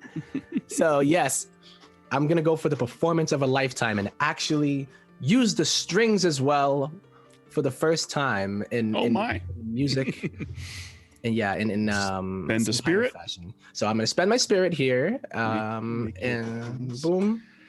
What would this be for? Because is it second? It's magic, right? Magic emotion. It says choice magic emotion. Well, read the talent.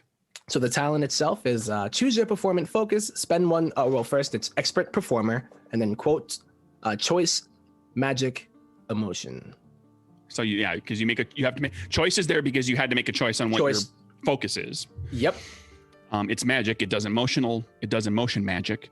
Okay. Which means that you can also do minor magic with emotion, just like Clowny Bear can.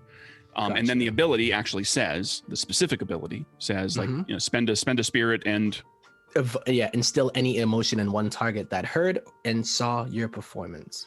Okay, you'll notice that it does not say that you make a trait check. You just do it. Oh, This is one of your really cool things. And it's costing you spirit. It's costing you It cost me the spirit, and I also have a specialty in performing, even if I did have to roll. So so you spend the spirit. You make your performance. You use the strings. I use the strings for the first time ever in a way that is producing this beautiful harmonic music too. Like, how is he doing these? How are these sounds coming together? It's not just boom, boom, boom, bling. And the rock monster. Monster. I play some heavy. Begins to do just the barest bit of a dance as it smiles, and it feels happiness as a little bit of purple smoke that was the smoke that caused that's spread out happiness above the comes out of the control panel. I was gonna say it farted. And imbues into him. Okay. And just briefly the creature feels happiness and dances along and doesn't do anything else. Clowny Bear, the smoke came out right where one of those levers is purple, where one of those crystalline levers is purple. Okay. Came out like, the slot that the lever's in, it came right out of that slot. That's where the smoke came from. Okay. Tempo, you've staved off the monster for a turn with happiness. You would have to do this. Normally, this thing would just be happy now for a while. But the fact you that would because you can't get happiness very easily. You would have to do this every round to keep it happy. All right. Well, I just yell out to. I've kept it a bit busy for the time. Try to find something. What is wrong with this room? And it's going to be Clowny Bear's turn to finish up the round. Okay. So, And I'm still doing it, dancing, and I'm mixed playing, and and I'm dancing along with the rock monster. Out of the corner of my eye, I see them jamming out, and so I look back and see the smoke coming out, and I think by logic sense, I would think that lever would result in happiness being turned at least somewhat back on. So I'm going to try to push that lever with the purple gemstone that feels hot. That's the one that feels warm, right? Well, they both did. There was two levers and two. Did I say buttons or dials? Doesn't really make a big difference. 2 levers and 2 buttons. Let's say 2 levers and 2 buttons that are of this purple crystal, and they all kind of felt warm, they're yeah. Okay. Are there any instructions on the wall? Nothing like that. Nothing that you can find. Okay. No, but 2 purple levers, 2 buttons. You're gonna try to operate 1 lever. I'm gonna operate the one that has the purple smoke coming out of it. Right. Okay. You go to pull that lever and it does not move. Give me a mind check, target number 5. Ooh. Okay. All right. Oh, it's still rolling. Why are you taking so long to roll? Suspense. Oh. Hey. Oh, okay. Nice. When you pulled the 1 purple lever, Got a 6. the one of the buttons shook, like it quivered, like it wanted to press. Okay. So you pulled the lever and it wouldn't move, but one of the buttons kind of gave a little move. So if I push the button and pull the lever at the same time, it should work. Maybe. Whose turn is it? Ooh. I'm going to throw it over to Stray. You can, for the record, you can choose yourself. Oh, that's true. Oh. Clowny Bear would feel selfish taking a turn. Do it. Giant But- rock monster beating up Yeah. Stray.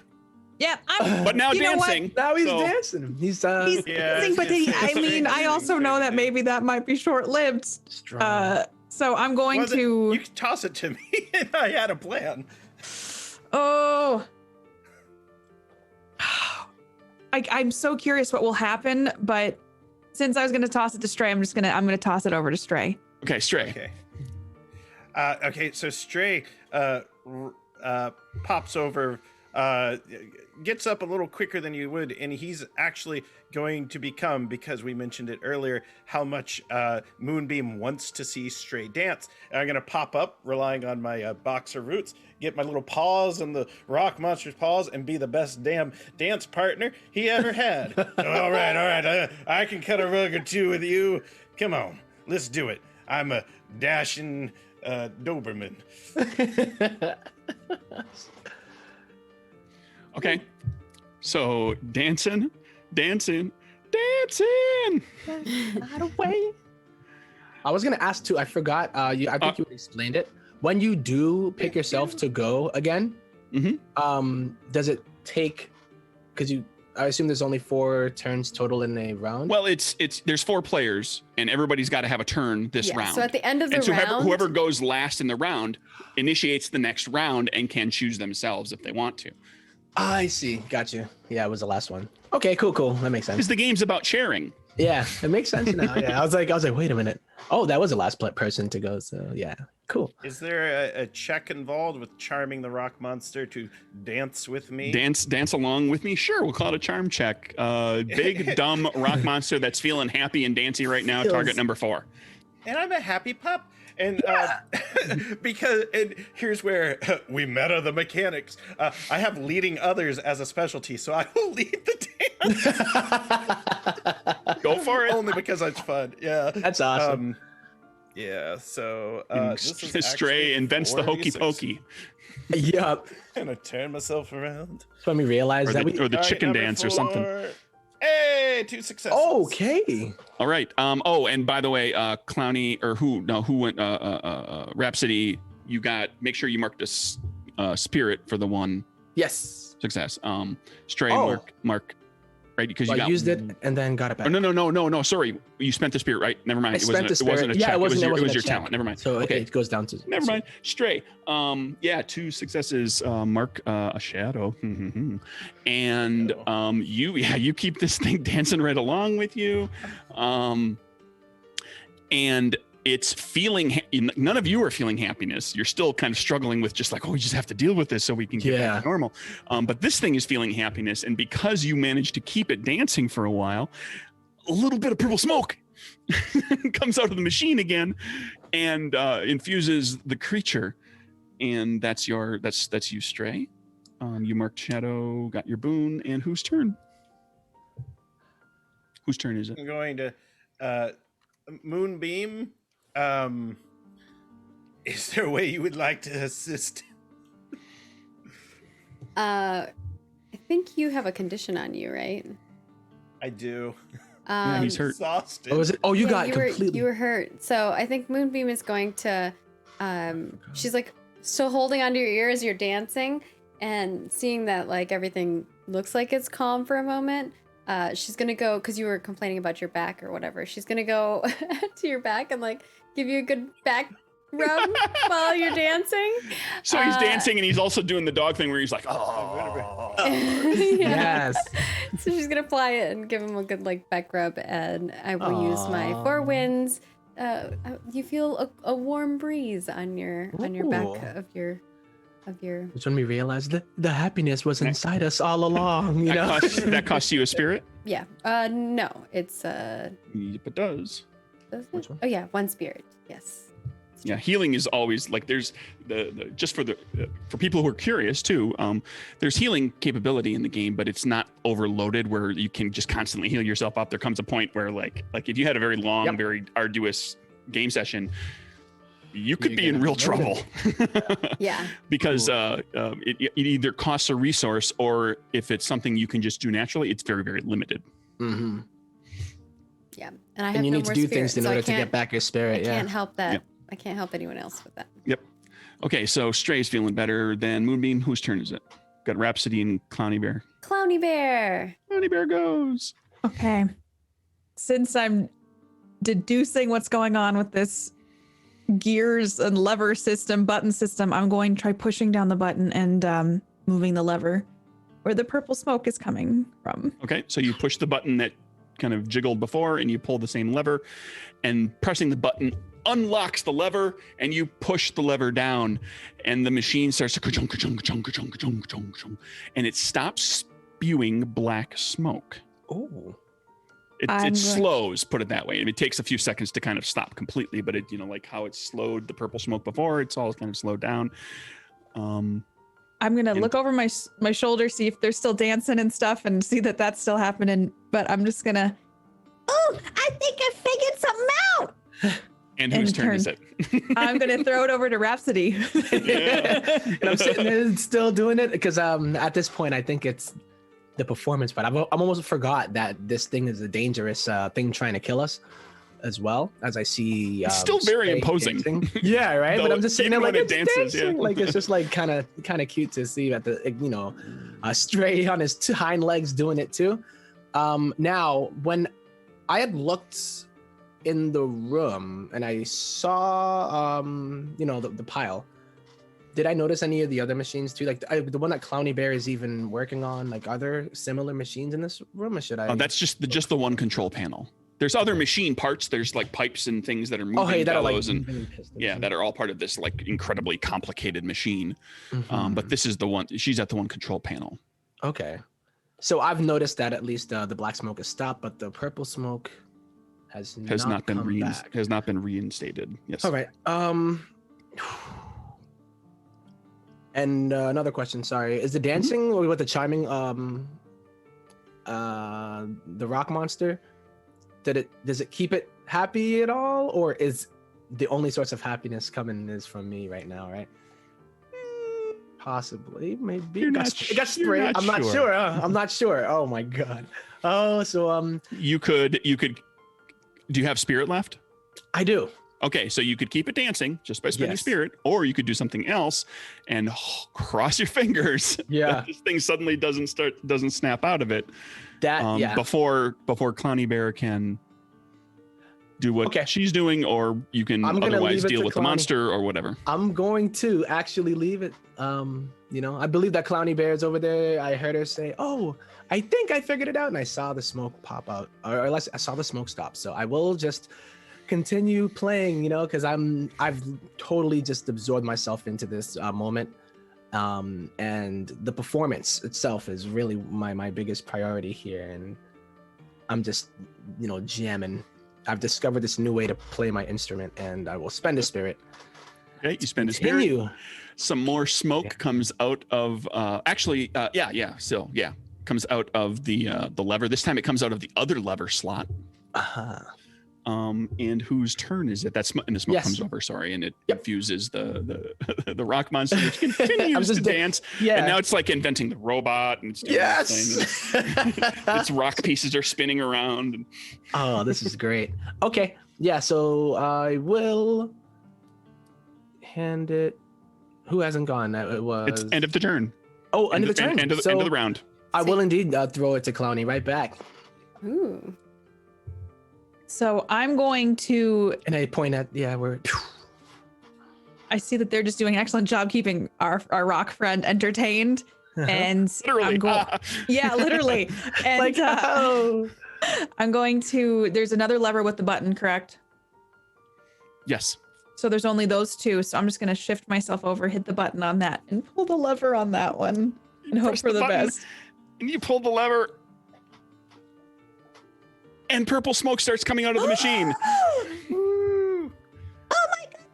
And Rhapsody, you are close enough to one of the vents where the smoke's coming out that immediately, bam, it's back. You are dancing. You know that you can keep this, like this rock monster will dance as long as you want it to dance, because there's now an unlimited supply of happiness in this room.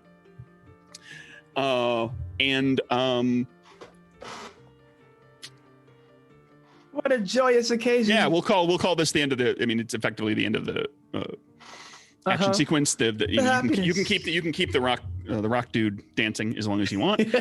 So we'll. I'm gonna fly I put it back into to the you, but smoke. not with not in turns. If there I is get you. purple smoke that I can fly into, I'm gonna fly into it and just spin around in it because I've been sad.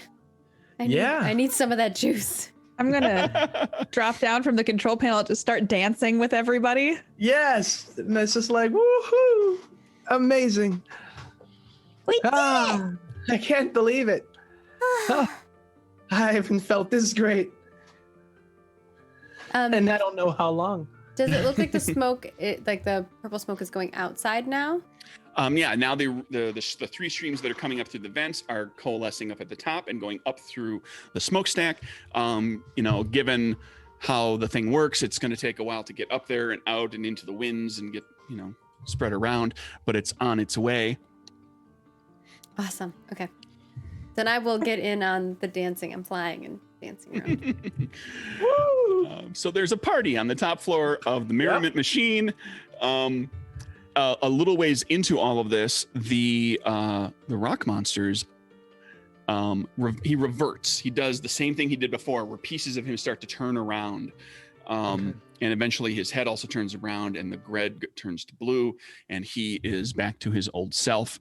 And while he dances, because he's feeling it. Now he doesn't even need me anymore. he introduces himself as and specifically wants to know who you are, Rhapsody, because you were the person who he immediately kind of starts talking to you. His name is Grek. He's a guardian here. He kind of knows how the machine works because he's seen people that have kind of worked on it and done things, but it's also been a long time. He spends a long time here keeping an eye on the machine. And I tell him, and he apologizes for what the other him did. yes. And I say, don't you worry. I believe you had told me.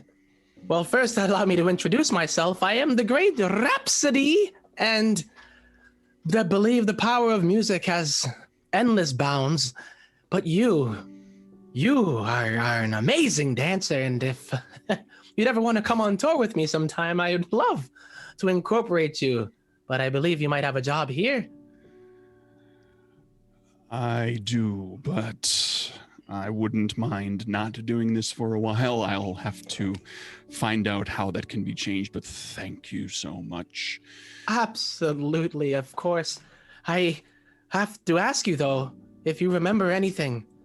Yeah, how did this Who is place the come master? to be broken? Who is the master? Is who you had mentioned before. The void. Oh, and then The void took hold of me. That Oh no. thing was me, was the other side of me. Oh, and you see, Rhapsody kind of show like he feels this, not just as the happiness. Like he's not sad, but he does feel, when somebody mentions the void and how it affected them, he's just like, oh.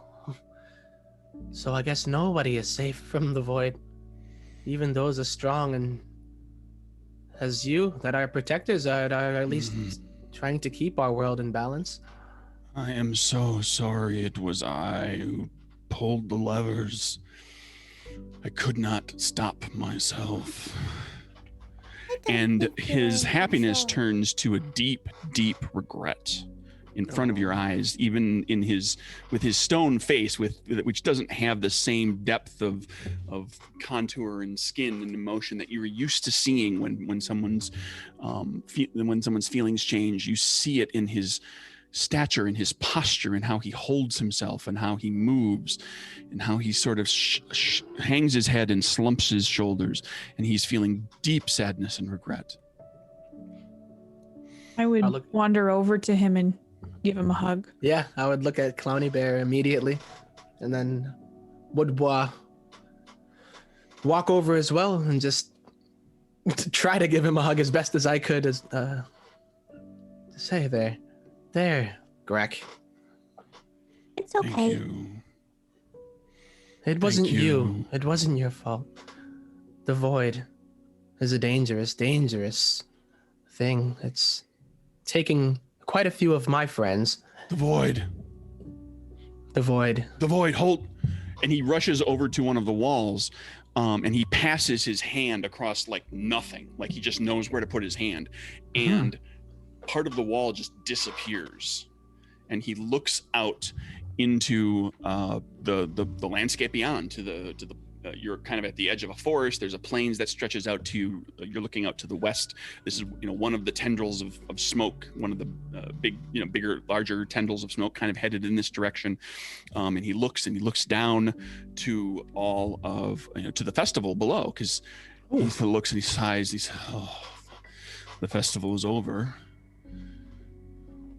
Everyone kind But of it left seems people are safe.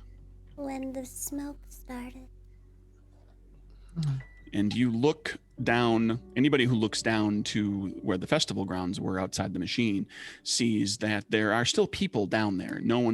There's no festival going on. There's no dancing, no singing, no storytelling, no laughter, but they are recovering. They're kind of hugging each other, and those who did not leave, and kind of dealing with having just been through this very strange day. Yeah. Off to the west, you see the purple smoke goes up through the smokestack, and you see it, spreading out in different tendrils in different directions. And there's one in particular that you see kind of going out off to the west, and the purple has only gotten so far at this point, because you just turned the machine back on, and beyond where the purple is, there's still black smoke that was continuing to head out that way and to spark off and tendril and spider off into different places. And there's this thick black smoke that's still hanging in the air that was making its way westward as you were making your way up the tower. And off in the distance, you see a great mountain, and the smoke passes right over the top of the mountain. And suddenly there's a thunder crack and a stroke of lightning from the smoke. Whoa. And it hits the top of the mountain, and it splits a crack in the world, and the mountain splits down the middle. And from within that crevice now pours more black smoke. 10 times the smoke that was coming from this machine. I'm hiding behind the big rock dude as soon as like the lightning strikes, and then I peek over and I'm like, Oh Oh, goodness. We will have to do something about that. no, that's so far away. Indeed it is. We cannot let that much unhappiness envelop our world. That we cannot. And just by what we were able to accomplish today, I believe it's up to us to take it upon ourselves in order to make sure that what happened today does not happen in the rest of our beloved world. Yes, I owe it to all of you, and to Thumble, too. Yes, to Thumble, for sure. I suppose if we were able to help the Merriment machine, maybe we could stop the weird darkness going into the mountain. Yes, it's not going to be easy. And that was quite frightening. I have never seen this happen before, and if anything, perhaps I'll be able to get this story and a song out of all of this and spread it across the world so that we can, we become legends. Yes? Go ahead. I promise that I am not afraid of many things, just the spiders, mostly. But I am ready for this challenge. I'm not And I stand ready, there and I I'm put my gonna little be honest. paws on my hips. Yeah. Stand a little like taller. hero pose. Yeah, like a little hero bear. Aw, Honey bear give me hero a cake. pose. Yeah. Gray would walk up next to Cloudy Bear and just stand as a companion, and my tail would start wagging. Yeah.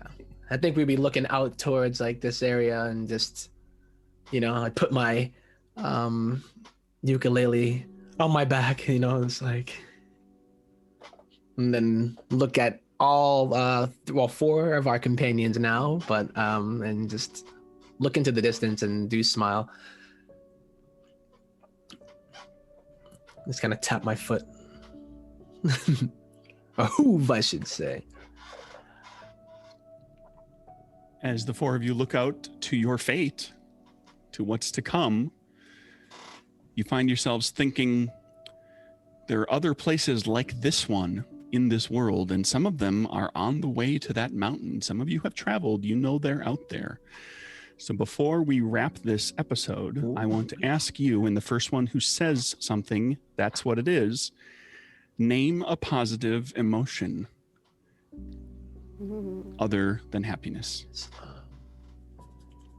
Comfort. Somewhere out there is a location that supplies the comfort, the contentedness, the feeling of safety in this world. And in a week, we're all going to get a look at that place as we make our way to the mountain. Yay! So yeah. Woo! All right. Well, thank you, you players. Craig, for an amazing journey into our lovely cast. We will in a moment let them say where you can find them at, because not only are they here doing an amazing job of telling a great story, but they also do a lot of other awesome stuff on the internets.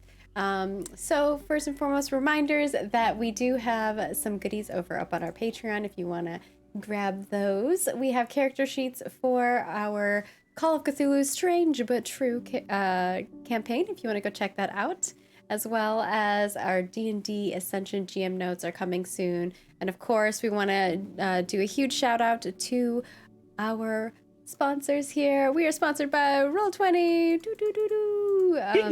We've been using them for our entire time that we've ever been on a Roll for It as an existence. So it's nice to be sponsored by them. And if you'd like to support us through them, you can go ahead and click the affiliate link and use that. If you're curious what we use to roll and for our maps and things like that, that's the program we use. And we also have a little giveaway going on right now over on our Twitter. If you go to twitter.com/rollforit, and you'll see it pinned there with instructions on how you can possibly win a Dungeon Master's Guide through Roll20. And with that, you can support us and follow us on all the places at Roll For It. That always helps us. It's a free way to just give us a lot of support. Retweet, share, all those things, leave comments. Those things seem like they're really silly, but they actually do go a long way in helping support us in a non-monetary way. But if you do want to give us a little extra, you can subscribe here on Twitch and become a subscriber or a YouTube member over on YouTube. And those will give you access to cool emotes, as well as over on our Discord. They'll give you access to our Discord that you can get some private chats with our cast and stuff like that. And then, of course, we do have our Patreon with a whole plethora of goodies from, behind the scenes stuff, which we're going to record an after show. And maybe we'll get to learn why Katie's character is called Clowny Bear, or a little bit more about some of the other ones. So you can do that. And of course, we'll have some good behind the scenes goodies, as well as if you're Legendary and above, you get access to a privately GM'd game by one of our lovely cast members from any of our campaigns that we have on our show. And with that, I'm going to toss it over to, we'll start with Nerdburger Craig, our wonderful DM. Yes. Thank you for taking us on this journey. Where can people find you at? Well, thank you, players, for coming along for me, and get ready to see the emotions of comfort and safety destroyed. Oh, man. Here's the thing. This game book finished at the printer just a couple days ago. It was so close to being in the warehouse for today. It didn't quite make it, but it will be there next week. If you can't wait, you can pick up the Good Strong Hands Quick Start PDF. It is free. It is at Drive-Thru RPG. And so you can get a glimpse and take a look at the game. It's enough of the game to kind of get familiar with it. I'll have more information about the actual book in a week. So there's that. And then nerdburgergames.com is the company website, and I am Nerdburger Craig on Twitter. Right. And next up, we have Rhapsody, played by Team Tempo, when you are not rocking out with your ukulele or smacking people with your ukulele. What are you up to? Doing it in real life, obviously. No, but yeah, I stream on Twitch. I've been doing more variety lately for the most part. But you know, I got addicted to Hades a lot, you know, so I was doing a lot of that. And then it kind of opened the world of roguelikes and roguelites to me. So I've been kind of messing around and just exploring the world of this genre that I never really played before. Right now, I'm not doing any campaigns. I just finished the D&D campaign last Monday, so this is the only campaign that I am doing right this second. So I hope, you know, in the future that I'll be able to do some more. But on twitch.tv/TEMP0, you can also follow me on Twitter, same thing, Team Tempo with a 0. And then on Instagram, it is the same as well, Team Tempo with a 0.